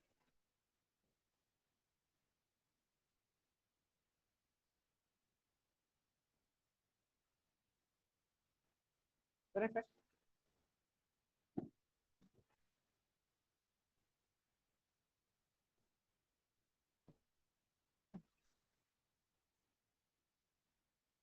So, as I said, we're going to measure the difference. And if I take the difference of these currents, I see that this part will drop out, this part will drop out, and I just get twice this factor. So it will boil down to this expression. I will take this and rewrite this a little bit in the sense that I'm taking the amplitude of the local oscillator to be complex, so I can write this the absolute values and phase. And what this boils down to is this is just a quadrature of a light field. And the phase here is in the end determined by the local oscillator, or in the end the relative phase of the signal and towards the local oscillator. And so what we did here is, in the end, we did not measure intensity. We measured in the end an amplitude, but the quadrature of a light field. Quadrature. That is the quantity we measure. And this kind of concept can be used to measure a shift in phase. But the question is, or the first question we have to answer is, how well can we actually do this? How well can we measure a phase shift of this cavity here? In the end, and this is the first question we want to approach, and therefore we have to think about what kind of state do we have in the cavity. For the situations that the measurements we have in mind later on, we will have a coherent light field. So we have to think about the statistics of the light field, the coherent state. And what we know is, okay, so it's about coherent state. What is that? This is in the end like I'm taking my mode and negative spacement transformation. I have a classical are a complex number, but still like something which is just a complex number, alpha, plus some fluctuations around, which for the most part today will just be vacuum fluctuations. So the expectation value of A is just alpha, while the expectation value of B will be 0. And the average and the variance of the photon number, this is the state. So the variance and also the mean is all the same. That's the characteristic of a coherent state of light. And I will use these objects a little bit interchangeably, but you can think of them. The variance is equal to mean, is equal to the number of photons, the average number of photons, or the absolute value squared of the amplitude. Okay. So with this, we know something about especially the variance of our amplitude, but we have not known, we don't know anything about space. With alpha as a complex number, we can also think about what kind of variance would we have if we had measurement in homodynamic section. So I have here x. There's different notations, but often people use x and p, or I use here x and y. in the end, what you look at often is orthogonal quadratures. I can just like think about this. I can also tilt them depending on the angle I look at. But in the end, we have something which we call an amplitude quadrature, and then we have something orthogonal to it, which is phase quadrature, which is the difference. They're both objects we can measure. And so we want to know something about the phase. So first of all, what we can say is the expectation value of our x is nothing else than the real part of our alpha, and the expectation value of the phase amplitude is the imaginary part. Okay? And now, if we think about the phase of alpha, we know that the phase of a complex amplitude is the argument of alpha, which, if we neglect border cases, which we keep pretty simple, is nothing else than the arctangent about the quotient of imaginary part over the real part. And we have that now. We know that the expectation values are connected to exactly these values. So we know that the arctangent of the ratio of the phase expectation value of the phase quadrature to the amplitude quadrature is exactly our phase. Okay. Now we want to know a little bit about the variance. So the thing is that of the phase. So when we make an assumption now that we have a really small phase variation, that means effectively as well that here this y is pretty small. And then we can simply make an expansion in our arctangent. You know, arctangent goes like this, right? So the first part is just linear. So what we have then is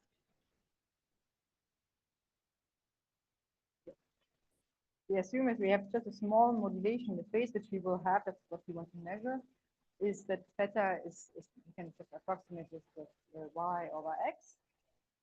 And from this, we can extract the variance of this small value, which is then just the variation in the phase divided by x to the power of 2. And then this variance of the phase quadrature is actually something we can calculate by just using our definition for the phase quadrature. But we can also, perhaps you already know what like coherent states are minimum uncertainty states. The vacuum is just 1/2, and this doesn't change. So we already know that the variance should be that of vacuum, and so we can just in this definition here, it's just 1/2. And then it should be a big x, it's not a small x. But if we also assume on top of that, that x is mainly in the end related to the mean value, because it's in the end mainly a real number, and if x squared is then really n, we can write this approximately in this form. A factor of 2 from the square root of 2, and then we have that the variance of our phase is related to 1 over the number of photons to a factor of 4. And this is something we can now put together with our variance in the photon number, and then we end up with exactly this basic relation between the phase and the number of photons, and the number of phase uncertainty, that we have a delta theta delta n is equal to 1/2 in this. Similar to all the uncertainty relations we have seen, this is just the number of phase for a coherent. Any questions here? Have you all seen this before?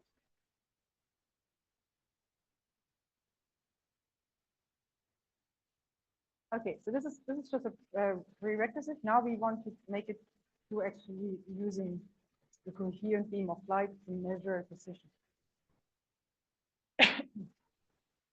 So this is the unitary in the end, how we the meter and the system interact. The system is the mechanical mode, a mechanical oscillator, and the cavity, the photons are the and this is the way we have a dispersive kind of coupling. So here A denotes the annihilation operator and creation operator of the cavity. X is the position operator of the mechanics. G is the coupling string. And then we have here the frequency of the cavity, and you see that the frequency effectively is the thing which is modulated. The phase is modulated by the position. Simplest example is thinking in the realm of optomechanics. I have two mirrors forming my cavity, and then one of them is movable. Yeah? And then I will have a frequency that changes depending on the position. Exactly this kind of behavior. But the thing is that this radiation pressure like coupling appears in a lot of different things. You also have this in superconducting circuits. So there's more ways of realizing. However, we will not be talking about so much about realization. You can ask me about it. We worked in the field, my group works in the field of also these electro and optomechanical systems. So I should be able to answer that. This is the free energy of the mechanics, and then this is just more to make sure that we know or we forget about this. This is an open system, meaning that our mechanical mode and as well as of the cavity are coupled to the outside world. Yeah, I will. This will come in a few minutes, but I will not give this. This is just at the moment I haven't told you that. It's just a placeholder to make sure that this is there. But and this unitary part here, this interaction is the part which will be unitary in your operator, measurement operator formula. Okay, so as I said, the mechanics changes the frequency, yeah, in the phase, and the phase change will effectively be something which is related to strength. How strongly do they couple? It's a beat measurement, the position, right, of the. And then the lifetime of photons in the cavity, which is in the end 1 over kappa.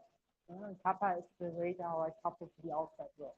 And as I said, cavity has an incident, like photons can come in, but they can also leak out. They have to because you need to measure them. And this is characterized in some form with this 1 over kappa. And it tells me how long do my photons live inside of my cavity, how long can they talk to my mechanical mode. Yeah, and so this is the basic setup, and this is a recoupling. So that's all size for measurement. Okay, we have to think now about noise. Yeah, in a way which we have not mentioned it, but yet so we have photons, we have particle noise. They're random in a sense, and this is called photon shock noise. And this will affect the measurement, and it will suffer here. And there are two main factors where this noise comes in. The one is the shot noise, and just the signal you're collecting, the randomness of the photons arriving at your detector. Yeah, is something what we call imprecision noise. And on top of that, you will also have your mechanical mode, you have photons hitting it, right, randomly. This is then what we call back action noise. That is the price to pay for disturbing the mechanical mode, extracting information. And you pay a price, it's back action. There's also the notion of back action evading measurements, where I measure a specific part of the system which is not suffering from, like an observable, which will not suffer from back action. However, this means that in the orthogonal quadrature, for example, so the conjugate variable, I will have all the back action. So I should just direct my back action somewhere where I don't care about, which is a powerful way of doing things, but you still have back action.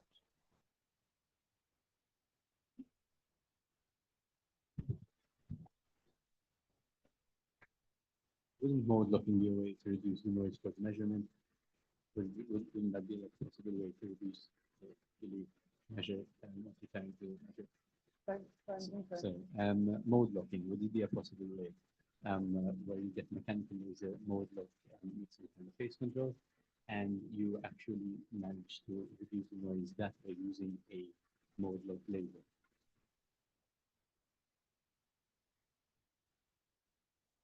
So you want to use a mode lock, what block the mechanics? Mode No. locked off on a mechanical laser. So, but you will lock it, so you will synchronize it to the mechanics. Exactly. As you thinking exactly. So I'm not so familiar with mode locking, but wouldn't it be something where you need, first of all, comparable frequencies? Um,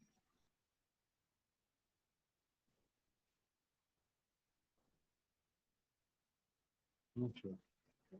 So I don't know so much about mode locking.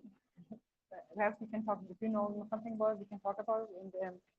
And I would say no, just but this is a pure intuition. It has nothing to do with a good answer.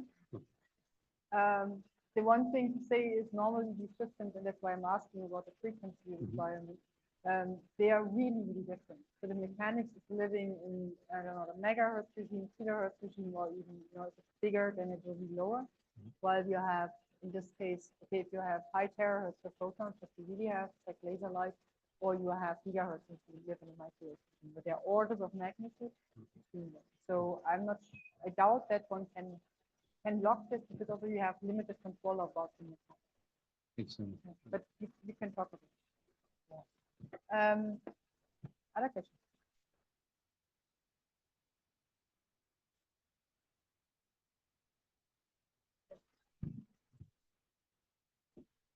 Just to um, just to clarify in this, is the goal here you're measuring the position of the oscillator to learn something about the photons, or using the photons to measure weakly the position of the oscillator? So I'm using the photons to weakly measure the position of the oscillator. Okay. And then this back action noise is the noise of your weak measurement affecting the oscillator, which in turn creates some noise back on the photon. The back action noise is obviously like a little bit of a perspective, right? So we will see back action in a second. So there will be normally the one way of thinking about this is that and this is perhaps the most normal way, is to think that I have back action onto my mechanical mode because I'm measuring. But you can also take the perspective that I have something like back action noise in the signal I'm measuring, also affecting the photon. But yeah. Okay.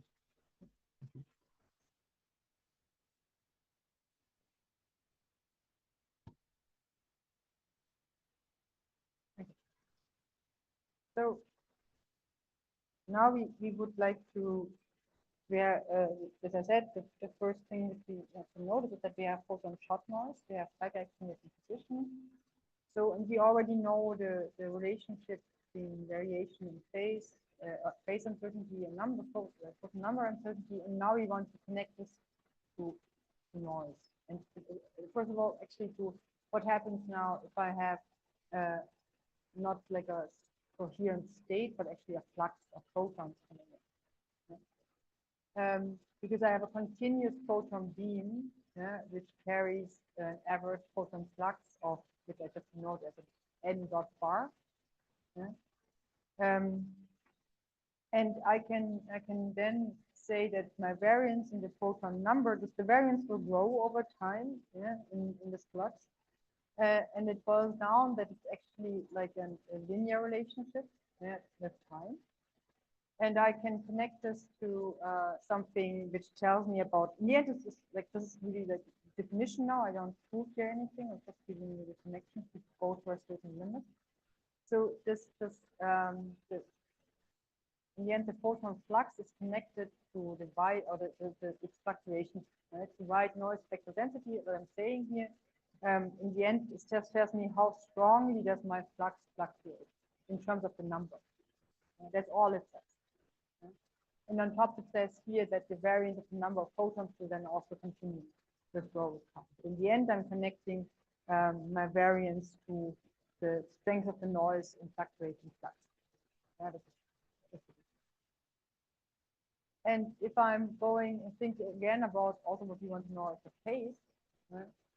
So here I have again this inverse relationship, and again I can also connect this then or define this here as the noise which is coming in with fluctuation in the phase. And as you already guessed, if I can write a phase a number uncertainty, I can do the same thing here and arrive at like the relation for coherent beams, the connection between the variance in the flux at a continuous beam. So in the fluctuations in the flux and the fluctuations of the phase is also bounded here by 1/2. And this is the best, or this is just transferring what we had for coherent phase now to a continuous beam of photons. Okay. So with this, we have, I think, the ingredients, and now we're actually going to make our way through what's going on in this measurement. And for this, we will start with something which, first of all, we focus, as I said before, we're going to work in the Heisenberg picture, because the Heisenberg picture will give us an easy way to calculate any kind of noise, noise spectrum. So the first thing we take a look at is just the cavity field and the dynamics of it. The Heisenberg picture operators carry the time dependence.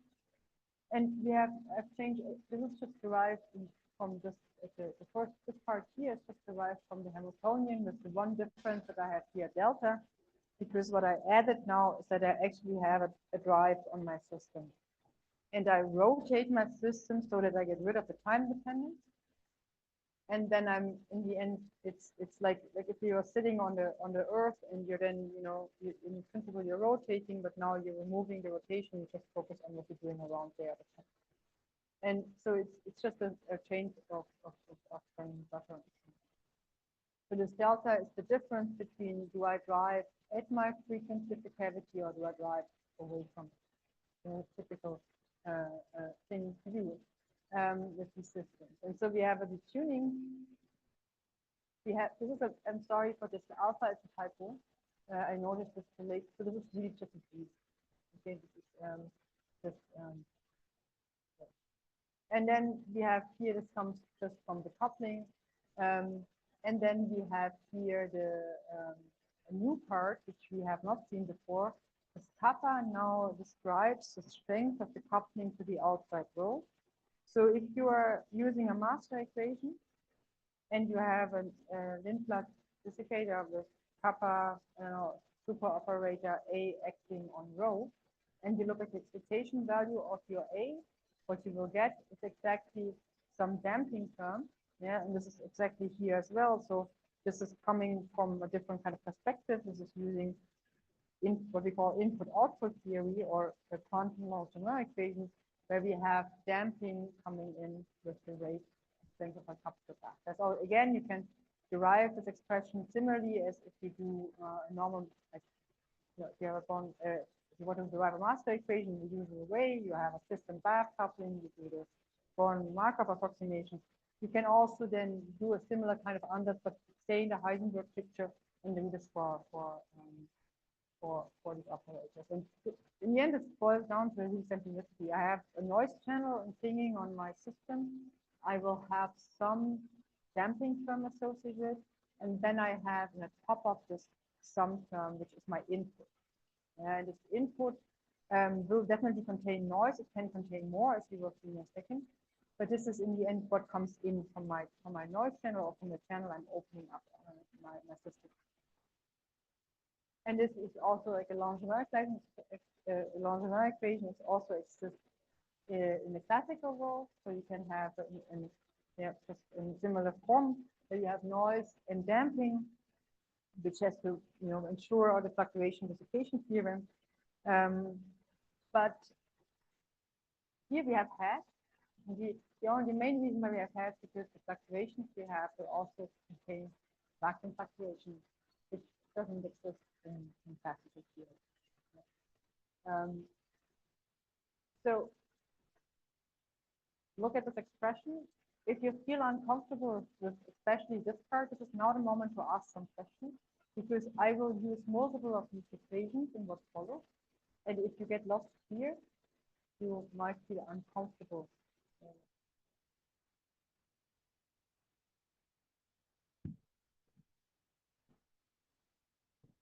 I didn't catch exactly what omega was. Is that to externally drive the frequency of This omega L. Yeah. So this is something I started from the system, but in the end, what I add is another drive Hamiltonian, which I neglected. And this is just a drive which has the form of like some the amplitude I'm sending in times a dagger times e to the I omega L. It would say a dagger. So it's e to the minus I omega L plus the Newton constant. Just the Newton constant. And then the Hamiltonian is time dependent. That's why I rotate. That's why I get a delta. So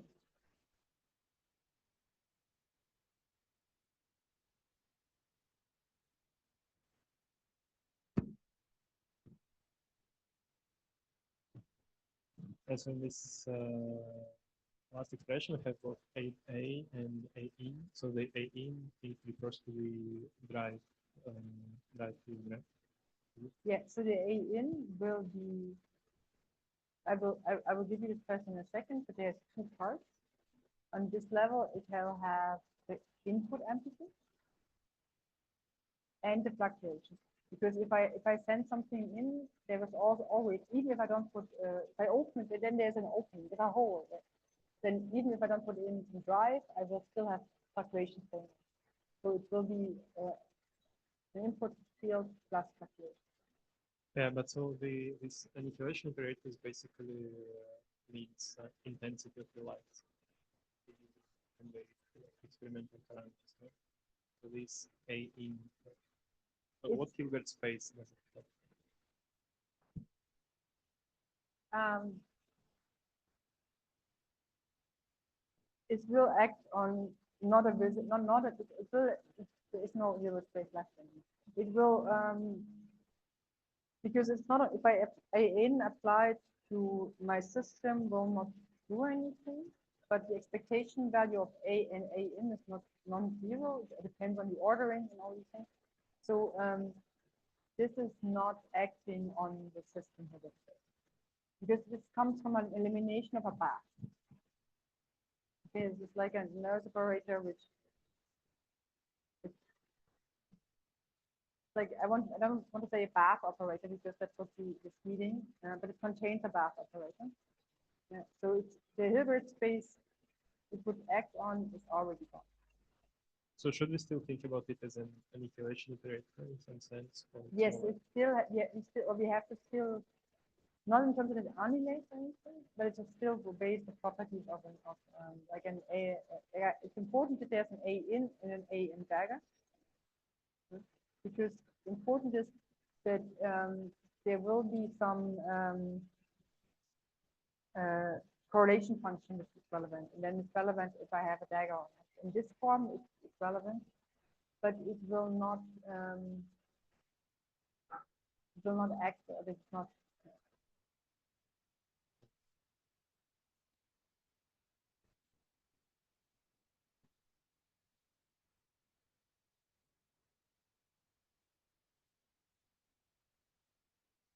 Okay.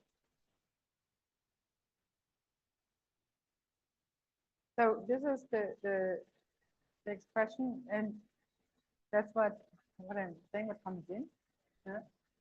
And here I say that my input is an average, which is just the average amplitude, and I have some fluctuations which I still denote as an operator, yeah?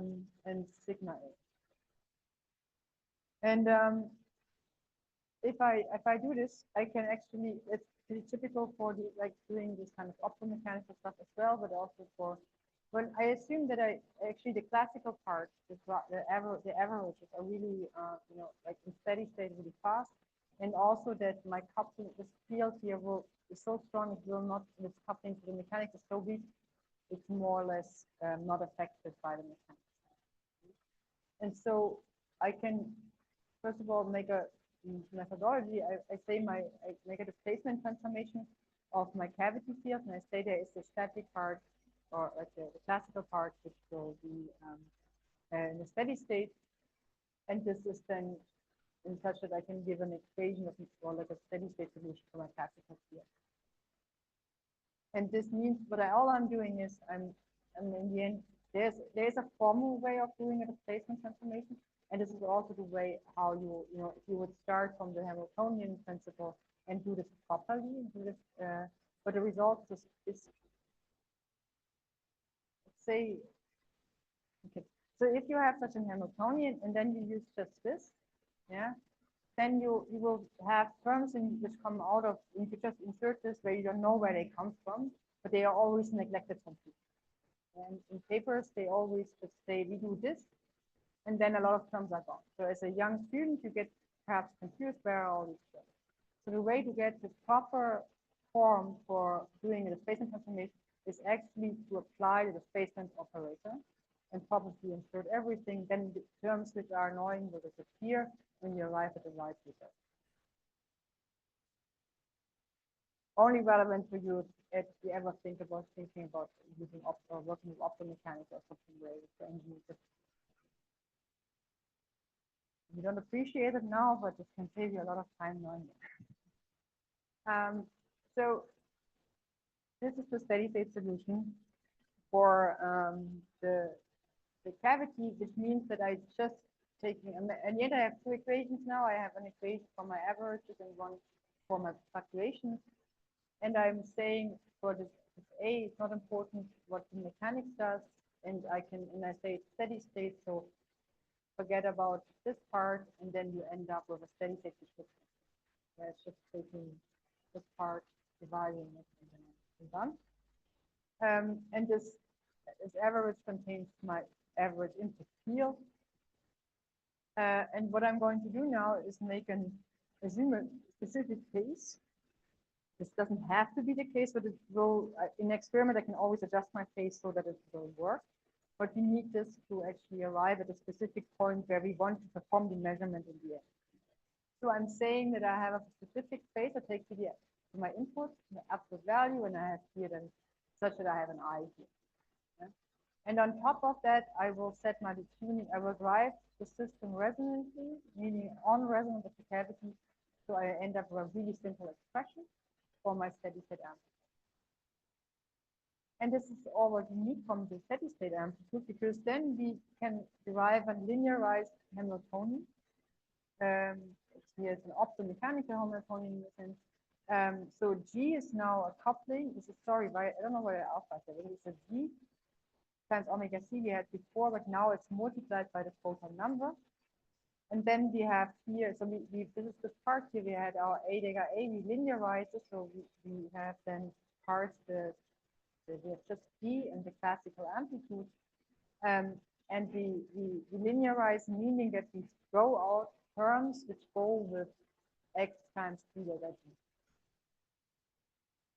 And the way I wrote X here is exactly the derivation and creation operators, yeah, because we will work with them in the solids.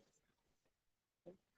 So this is the linearized optomechanical Hamiltonian. This is a linear system. You can solve this exactly with the field. Are there any questions?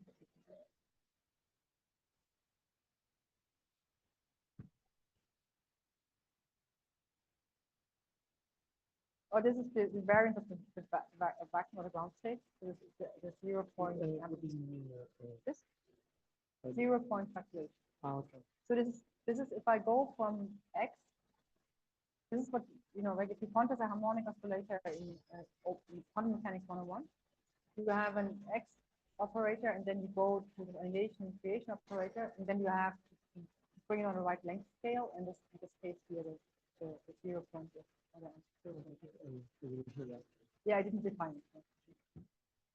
So other questions?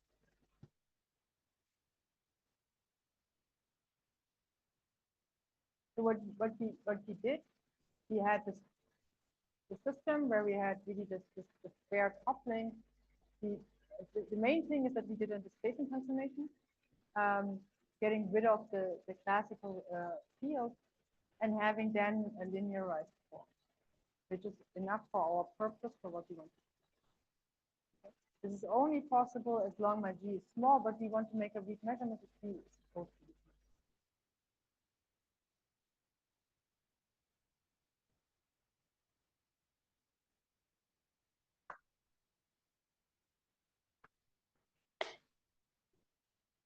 Okay. Sorry, why is the H dis at the end still, is that separate from the drive that you introduced? And if so, why doesn't it Oh yeah, factor I'm into pretty your su- yeah, DADT at no, no, all? it should, I think this is more like my reminder of, okay, it's always indication involved, but it's, if I'm going and make like a rotation, then already from here to this rotation I'm doing, this should be a different one, and then it should also be, because I'm making the statement information, it will be different. But in the end, I will never really bother with this, but you're completely right. This is not, if you're exact, this should be different. Not from the physics, but just because you moved around. Yeah. But why does that not factor into what DADT looks like at all? It does. And in the sense that I gave you this big picture and I said, okay, this is, I have to think about a couple of that. And effectively, this part is exactly that I end up with what is case here and the case here. And so this one is different because but this will also still, it's probably would be better to remove the side to avoid confusion, but it's just, this will, because I'm coupling to the outside world, I will get these parts, and we will see in a second that this is still true for the fluctuations and also for the mechanics, that because the simplification, if the coupling to an environment, we will have exactly these damping and fluctuations. But I think I should remove this.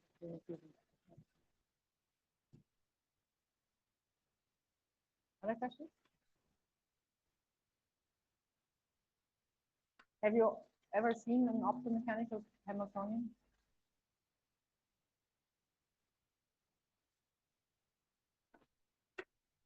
Have you ever felt to be interested in one? Okay, not an optomechanics. Let's see. Now, what we also know optomechanics is so relevant, but in the end, what we want to do is think about the measurement and what all goes on in this. So we have here, first of all, we have looked at the classical dynamics, but now we're going to talk about the cavity dynamics, the fluctuation dynamics. Yeah, and so again, we have here, as I said, Heisenberg picture, we have here equations of motion for cavity operators. D and D dagger, we have our damping term, we have the coupling to the mechanics, and we have noise impinging on them. These are stochastic equations of motion. So we can simulate them, but we can do the noise, just like an E of T in a closed form because we have this random process of fluctuation. However, this is not so bad because we can still, first of all, define something like a force. And here I take exactly what I have in Hamiltonian because this is a force acting on my mechanics. That's why I can say it. We can also define it together with T, but I'm just do it as a combination, and I know that F dagger is minus. But this is just because I should in principle put I in put Okay, so that's what I'm defining, and then I can look at what does noise look like. The reason why I chose this kind of force also because it's here, but I said to you I chose a specific case here. Because if I look at the force, I have damping and I have fluctuation, but my mechanics is gone. Right? So this drops out if I take the difference. And this is a really, really nice sweet spot because this is the force which will impinge on my mechanics. And we will see in a second that this will lead to some back action, but it is in this sense something like a Q&D scheme, a quantum non-immersion scheme, that we have no mechanics here. So that if I have this, you see that if I would just think about this part, then I have here this F, and this F converts with the Hamiltonian, is this part. So it's a Q&D observable. It will not get affected by the coupling to the mechanics. And this is something in the form here that there is, it is not here indeed because something still happened to it, because it's coupled to environment, because certificate or dissipation which comes in. So it's not completely unaffected. There is noise which drives it. This is closely connected to what I'm measuring in the end in my experiment, because what I'm doing is, this is also again a linear combination of annihilation and creation operator, meaning this is a quadrature. And this is the quadrature which will not have any effect on the or will not give me any information, right? Because it doesn't see the mechanics. If I look in this angle, I have, and this is the quadrature. If I think about this, I'm extracting from my homodyne detection, I will not get any information. But all the information is in the orthogonal quadrature. Yeah. So the orthogonal quadrature is the thing I would really measure in the end. Yeah. But I want still to have a situation that all the back action, in a sense, is in the other quadrature, because this is the force the mechanics sees. And I want to reduce any kind of disturbance on my mechanical mode. And this is why this is a speed cut. It's also called that I'm evading dynamical back action. And that's why this is where people would like to do this measurement. So next thing we have to do is actually to think about the fluctuations of this force and calculate the force spectral density. So a noise density, what is that? It's in the end the Fourier transform of an autocorrelation function. And if I'm an autocorrelation function, it's the correlation function. It doesn't have to be, it's just a correlation function, a Fourier transform. And this is something which I'll describe faster here. So that we can do this and use it as you know, next to a measurement is based on what we call the Wiener-Kirchen theorem, right? So it has certain requirements on the noise pockets I have. I can always have, if I have a correlation function depending on two different times, I can make a Fourier transform, but it's not, when I have two frequencies, it gets much more complicated. For the systems we are looking at, we make some assumptions. We assume that they only depend on time differences, so they are only exposed to stationary noise processes. And we can then, you know, in the end, we have it's really matching the experiment, because we have a measurement window which we integrate, experimentally integrate over. And this Wiener-Kirchen theorem allows us to do it, that we just have one frequency in the end, and there goes. There's a lot of things going into it. I have not time to derive it. I'm just saying that this is true in a lot of situations, but not always. And that's perhaps the one thing to keep in mind. For the things we're looking at now, it's fine. So this expression here is the coming, if I take the f of t, if f of t prime or f of 0, and then I just take the equation or value of Fourier transform. So I take the correlation function of the force, and then Fourier transform it, and this will give me information about the noise strength in the system. That's the frequency. How strong is the fluctuation of the frequency? Okay. And we will assume a specific kind of noise as an input, which is just again Gaussian white noise and zero temperature. Yes, zero. Any questions to this correlation to this noise? Other?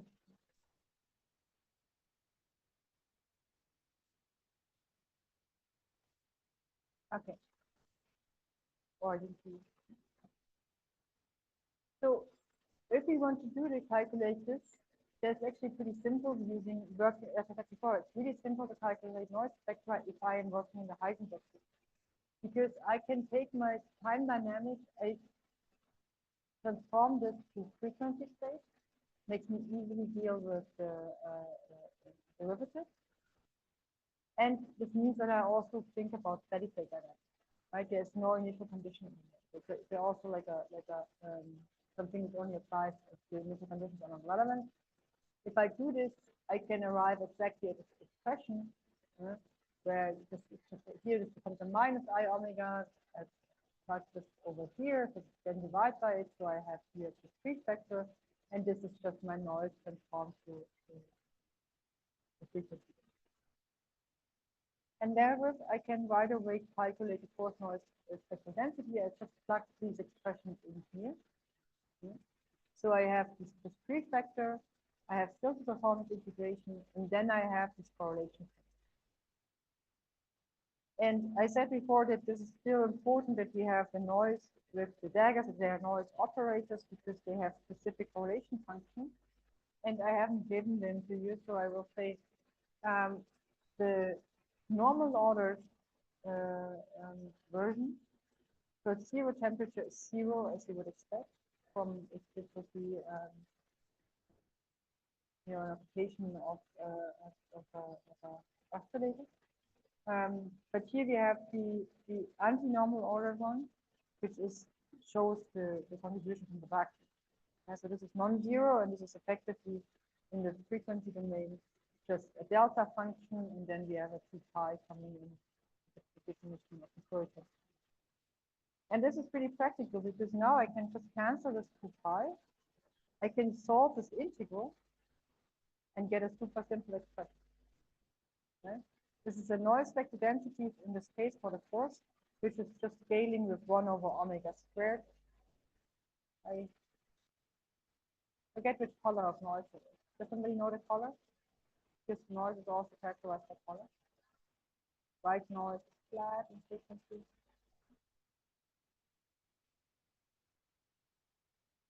Anyone? Huh? Yeah, it's a Lorentzian, but it has a color. Like there's white noise, brown noise, pink noise. And it's defined by how it scales the frequency. Okay? So flat is white. I think this could be. I don't want to say something wrong, so you can look it up on Wikipedia. Okay? You can also listen to it. It's really funny. If you listen to different colors of noise, sounds really different.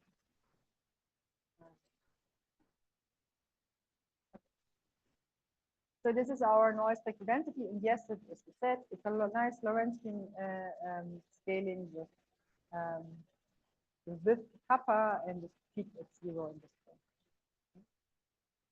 Okay, so this is something we have to keep in mind. Yeah, we will see it again.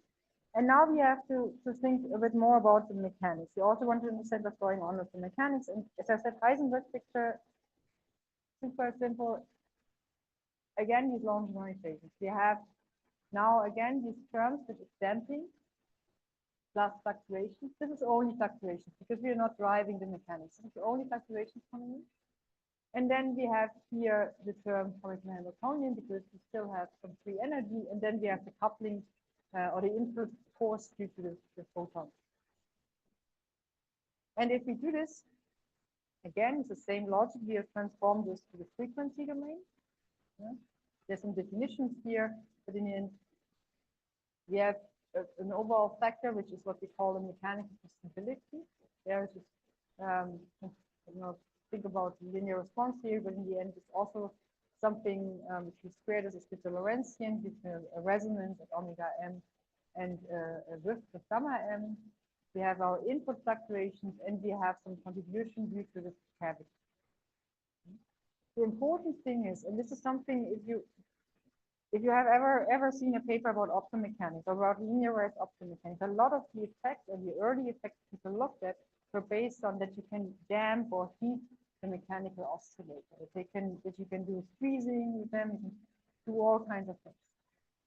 But this is some of the effects, a big range of it is actually based on dynamical backedge, meaning that I actively damp or amplify my oscillator.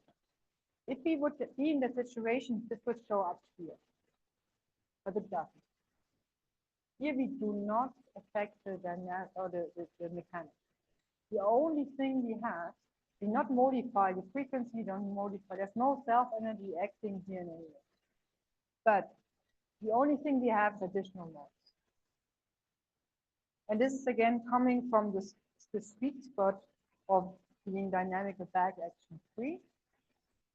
And in the end, not modifying the mechanics, except of the back action part, the fluctuations. This is also a Venetian contribution that that's relevant, but now we can take here the x of omega as in frequency space, a combination, and we write this out. So we have this three part here, which is just described. It's really just solving the equation before, and then we have an additional noise coming in with the mechanics. So if we want to take a look, do you see the colors? Because I see them, but what's the difference? So I highlighted the upper part. Sorry, you didn't realize it. But we focus on this, and we use this to calculate again, as before, which we saw with the integral of the frequency, noise correlation, blah, blah, blah. We end up with the mechanical noise density, which as it is, if we only, from this first part here, just as it would be if we have a mechanical mode coupled to a bath. Yeah, so this is an average bath temperature I'm coupling to. If this would be 0, I still have vacuum, right? And so there's still fluctuations, and this is just, you know, the diffusion. But we have the second term, which is the back action of the measurement, which is just this part here, which is coming from the cavity. And here we have this force noise, which we have to write showing up. Yeah, this is the force noise impinging on our form of back action noise onto our mechanics. So this is again the same expression, yeah, and we want to, but the only thing I did is symmetrize it, meaning if I take the normal or normal order for my correlation function, I'm getting this expression. Here, it's in the end the same kind of thing. We have the free part and we have the part due to the back action. And what we want to do now is we want to make an assumption, which is the approximation to zero temperature bath, which is rarely the case for mechanics, because mechanics is hot, with megahertz, kilohertz oscillator, they have really high thermal occupation. But let's assume this for a second. We can do something for this with actively cooling. This is a different story. But in the end, we have something where we can write. So if you just say, okay, I look at omega m, then you see that this part vanishes. Here this cancels. I will get a contribution to 0, which is just something like this x0 is the 0-point amplitude divided by gamma m. Yeah. This will effectively show up here again, omega m. If this cancels, I say this is too small, which is true. This is a region of hertz often. So this is gone, and then I cancel here this omega m, and I'm arriving with a factor which is just this x0 again, but it's there. Yeah? And then I have the back action. Yeah, so this is the whole expression, just taking the 0 bath, and the only approximation in the end is that I'm saying that this is there. And then I can write this in this. So this is the noise spectral density of the mechanics, or noise strength at the frequency of the mechanics. Yeah? But this is not what we measure, yeah? Because we don't measure the mechanics, we measure the photons. But it turns out this expression is exactly the total noise density, which I actually arrived at my detector.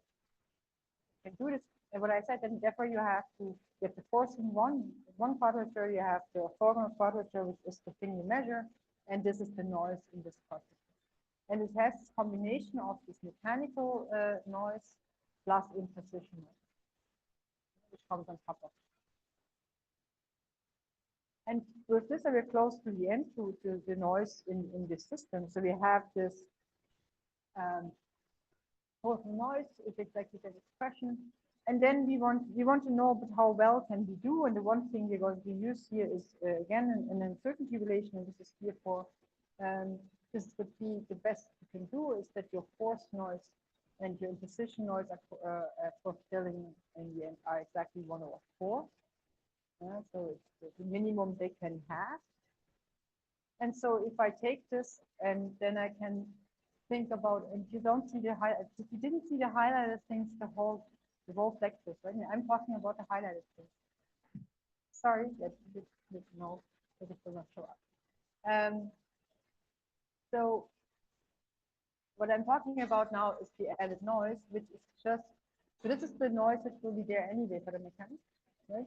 But then I'm thinking about, okay, what is the rest of it? Yeah, so I get an x0 squared times sf. And now I assume a function limit of the vector, meaning I just say that the imposition noise is going with 1 over 4 sfs. And then I can think about the scaling of this back action on SFF. Yeah, and in the end, it's related to how strong I drive the system. Yeah, so this SF will go up if I'm driving stronger, which means here I will drive stronger, great, and will reduce my imposition noise. But however, I will enhance my back action noise. So there is an optimal point. And the optimal point is exactly to have a driving strength such that my force noise has the strength of 1 over the 3 fluctuation strength of the mechanics. And then I get the optimal value of 1/2. If you insert this here, you see that you cancel ones, and then you have 1/2. Here, same thing. You get just the 1/2 in. And so when you combine this, then you arrive at the so-called standard quantum limit. In the end, it means that you add as much noise as the mechanics has anyway, right?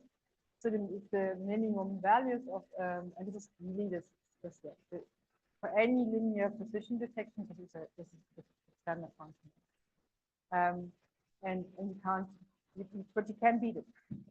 But this is in principle the limit. And this is what we had at the beginning. Yeah. So it was a bit of a way, and all the Heisenberg equations and noise spectrum, and but in the end, this is exactly the curve where we wanted to end up. So here we have the noise we have measured, right? The last noise we looked at as a function of how strongly do I drive, how strongly do I make. It's not the small g, not the coupling between the mechanics and the photons. It's just the strength of how strong I drive. And then you see that my imposition noise goes down. If I drive stronger, I have more photons arriving. Makes sense. When more photons means I'm less, random.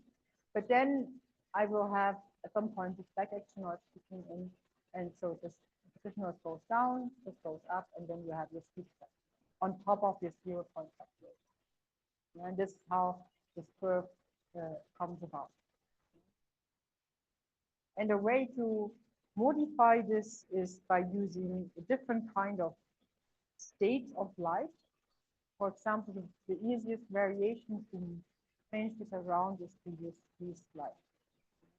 And that is what LIGO is doing. LIGO is using squeezed light, and with this, I think they were able to get such a crazy sensitivity in this. And if you use other kinds of, we can debate if squeezed light is a quantum state of light or not, because it has a positive Wigner function. But it's in the end, there are other states of light which would also help you to go below, but they're perhaps harder to produce. Squeezed light is the rarer system. But there are also a lot of PSVs more complex. Okay, so are there any questions to discuss?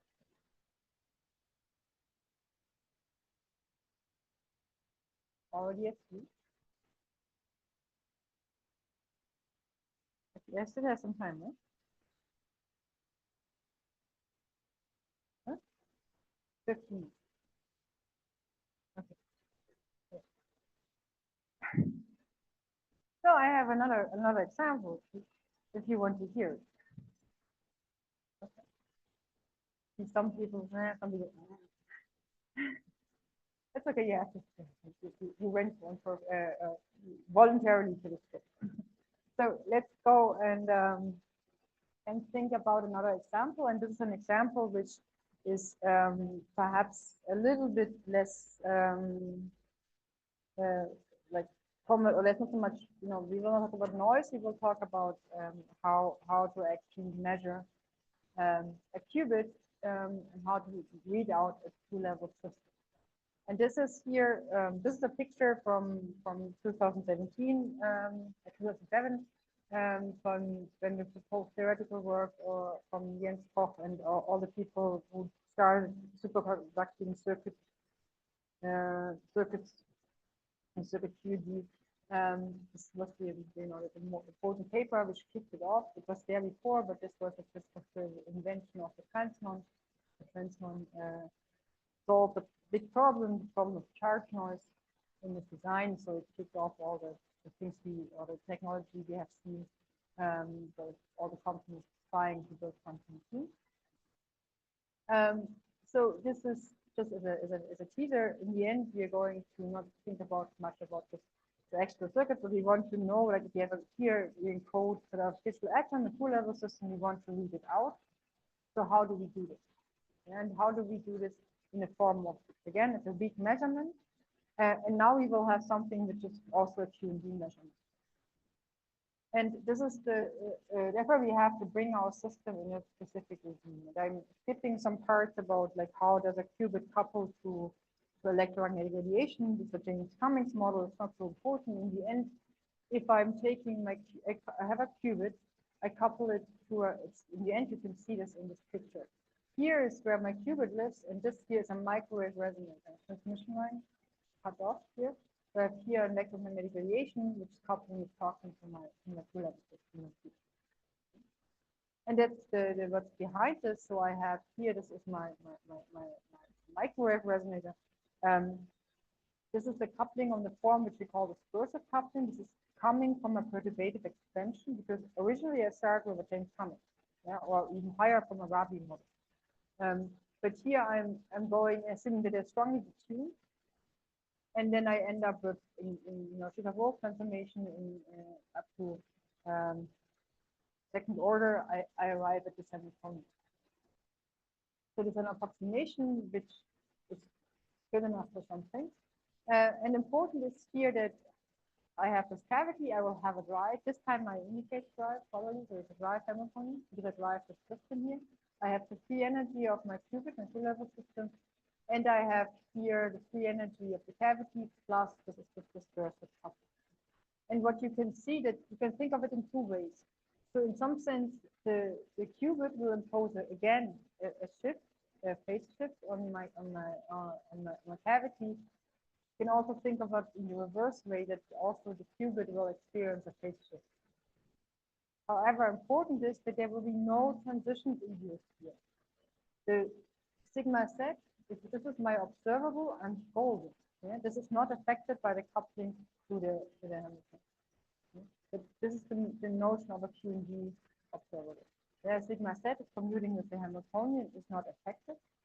However, the orthogonal, or like if I don't measure the eigenvalue of sigma z, I will have effect on other observables. Yeah, all the operators I'm not commuting with, sigma x and sigma y. Okay. And in the end, what we will have is that we will not change sigma z in any way, but we will effectively introduce. We will pay a price of reading out the system in this way because we will have the phasing in the sense that we affect the sigma z and sigma x and sigma y. But we will see this in a second. So first of all, let's say the qubit is in state T. The expectation value for sigma z is in -1. And then I have a resonance frequency which shifts. If the qubit is in state E, I have expectation value +1. I get a difference in my resonance frequency.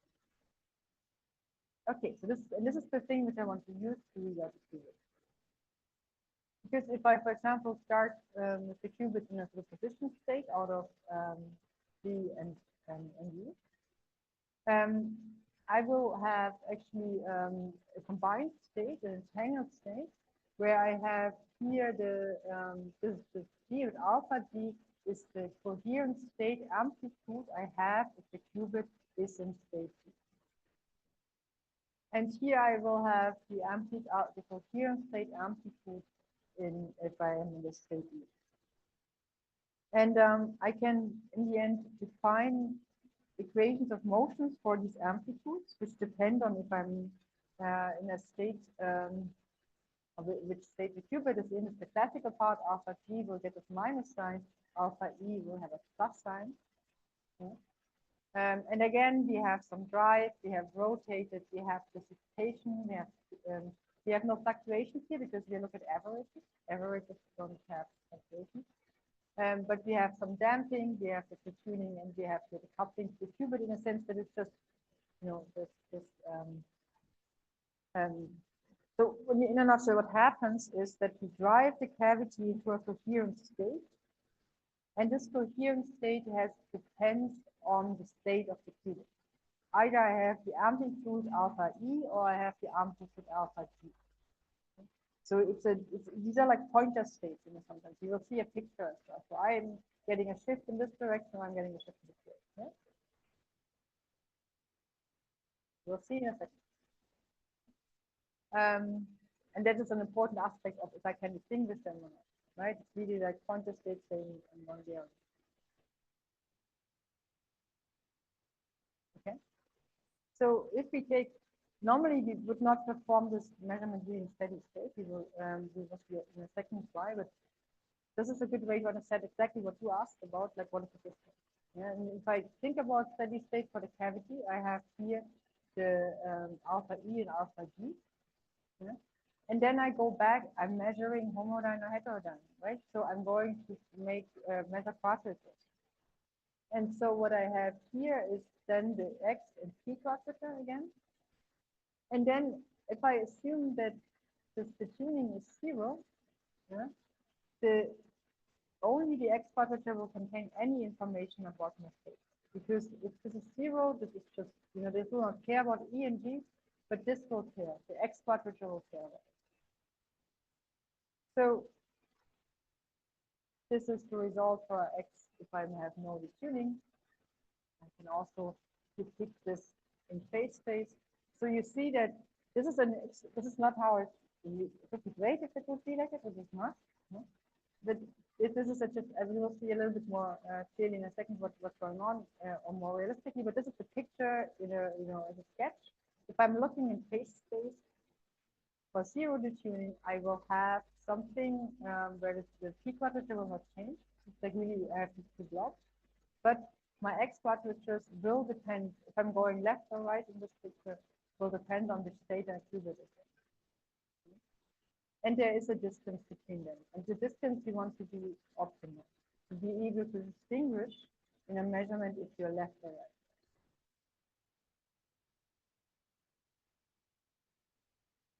And if I think about what can this distance be, I actually can think of, first of all, it's always good if I want to understand about limiting cases. So let's say I make this part, this 2 chi over kappa, really large. I can then, if I make it really large, I can effectively neglect this 1, and then I end up with a scaling which goes with 1 over this quantity. Meaning, if I make this too large, I will actually go to 0. I can also take a look at the opposite case where I say this part is really small. Then I can neglect this, and then I scale linearly with it. But effectively, what happens, if I make it small and smaller, then I'm also small again in my distance. Yeah, distance is just twice its opposite. So all limit cases are both limit cases are small. So we need to actually find the optimal value between these. And this is actually pretty simple. It is then the chi is optimal for kappa over. That's the optimal point for doing process measurement. Okay. And then the distance here is linearly, scales linearly with the drive strength over kappa.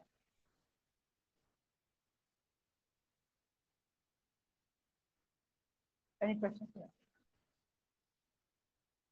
And you might say, okay, what I want to have then to make this optimal, maximal, I have to drive hardening. The issue is, there are a lot of issues. I took the slide out to not bore you too much of the details of this process either. but you cannot drive, there's technical limitations, you cannot drive the system. You also, you can make your kappa really, really small. Yeah? This is also limited. This is perhaps something one can try. And one also has to say, if I drive the system too hard, my dispersive limit will break down. Anyway, but these are details I'm also happy to talk to. But readout is actually a huge problem and challenge. And there are a lot of work done trying to improve it, so it's not trivial. Perhaps this picture goes a little bit, the simulation is a little bit more closer to what is going on. You see that they're not doing just straight lines, it's just more like a spiral.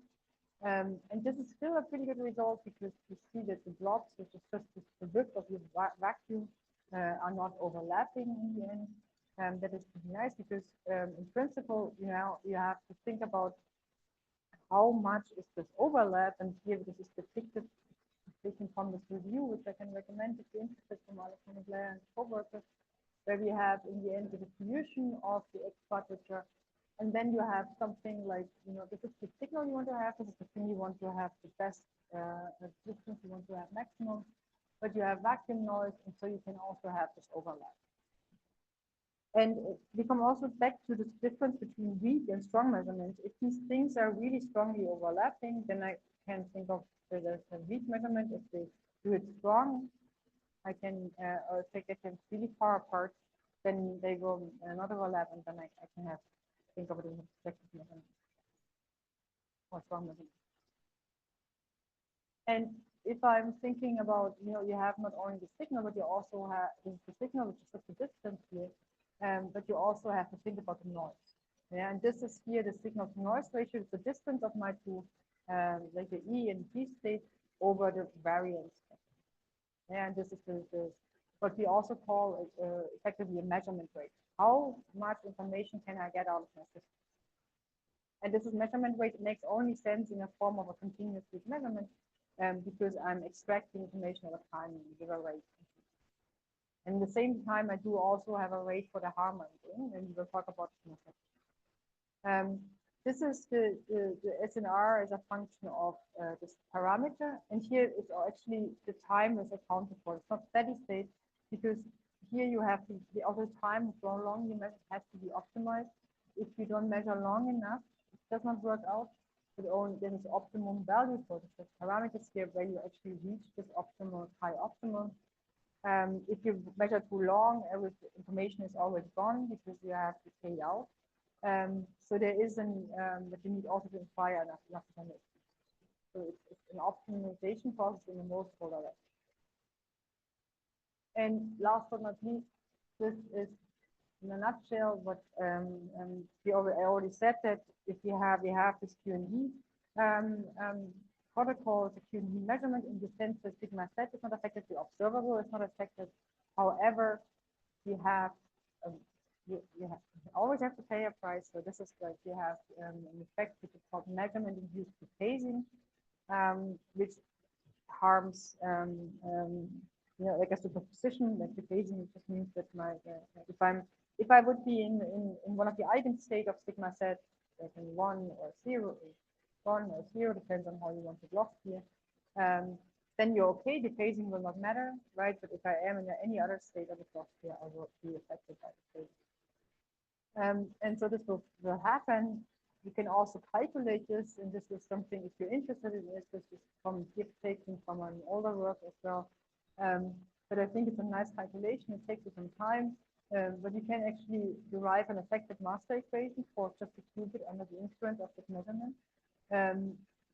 And by doing some kind of Polaron transformation. I don't need to go into the details, but I can, if you're interested, that's something interesting to do, and you get effective master equation, which just describes the dynamics of the qubit. And what you see, this is the effect. The measurement is a frequency shift on the qubit as expected, plus a term which is the measurement of the qubit. And these are just the values. You see that they are connected actually to the driving. And if you don't have driving, you would not get this debate. And this is also, as you said, ongoing research. We are also in my group looking at these aspects of having if you change the way you measure different devices, different protocols, how is the effect actually on the phasing and on the qubit? And one thing to note is you can never extract more information than you do damage or other way around. So in the best case, what you can do is that your rate for which you extract information, gain knowledge, is equal to the rate of what your the back action on your system. And this means that there's also another limit which has to be so you cannot be better than that. And with this, I thank you for your attention and open the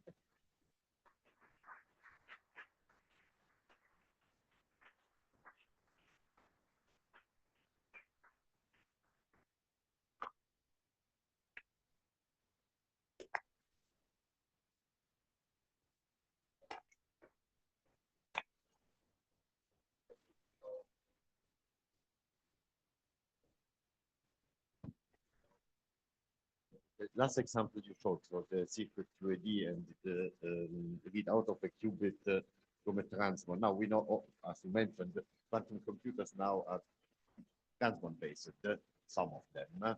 Say. So does this model properly describe the readout during, say, a quantum algorithm of the trans on a quantum computer, or is it more complicated because there are approximations that here are not, say, valid, say, anharmonicity of the transmon energy levels and so on. So how much does this theory apply to what actually is measured? I think it always depends on who you ask, but then no, in the end, so what is done here, that's like the general way of doing this. So Google is doing, IBM is doing it as far as they tell. But this is like this philosophy, that's the way you want to read out a transmon or also other and this model has totally describes the general process, but there are things which are not understood, but people have found recently also new answers to that. For example, that if you're that's an effect which in principle happens if you drive stronger, then things go wild. So things is not describable at all with this model, or also not with some other model, because you can improve this model. You can go and work also on a different level. This is, you don't have to do you know, a couple. I can give you a list of things that you can do differently. And so what people started to do, and this is coming mainly from Alexander Blair's group, who is one of the theoretical potent or really active person. And they started to try to understand this, and they did actually highly complicated simulations and saw that there is actually something that you in principle need to include not only anharmonicity, you need to include the full cosine to actually understand the effect you're seeing, because there is ionization process, as they call, that you actually activate higher levels. Especially in the transmon, you have to drive the transmon in the right way, below or above. You have to choose the right tuning, because otherwise you're more likely to run into this process, which is like that you can have chaos in the system and all this. So it's but it does not mean that it's not valid to understand what's going on. But you have to, there's certain regimes where it doesn't work. And if you drive stronger, it will be a problem, and it will also perhaps always depend on the circuit you have, because not the transmon, people now understand this a little bit better. Other qubit configuration, other potentials could already lead to a different kind of when you do non-linearities.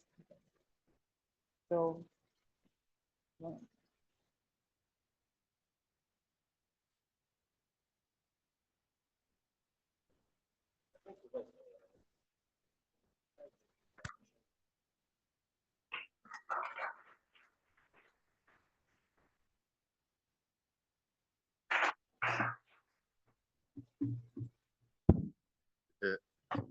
Just one couple of short announcements. So now we will have half an hour of leg stretching discussion. following this, so there will be no coffee break at the now. It will be during the poster session at 5 and where we tell also the conference photo. Let me also remind that now that 2.5 lecturers have completed their program, Anja, Gabriel Landi, and half of Giacomo Guarnieri.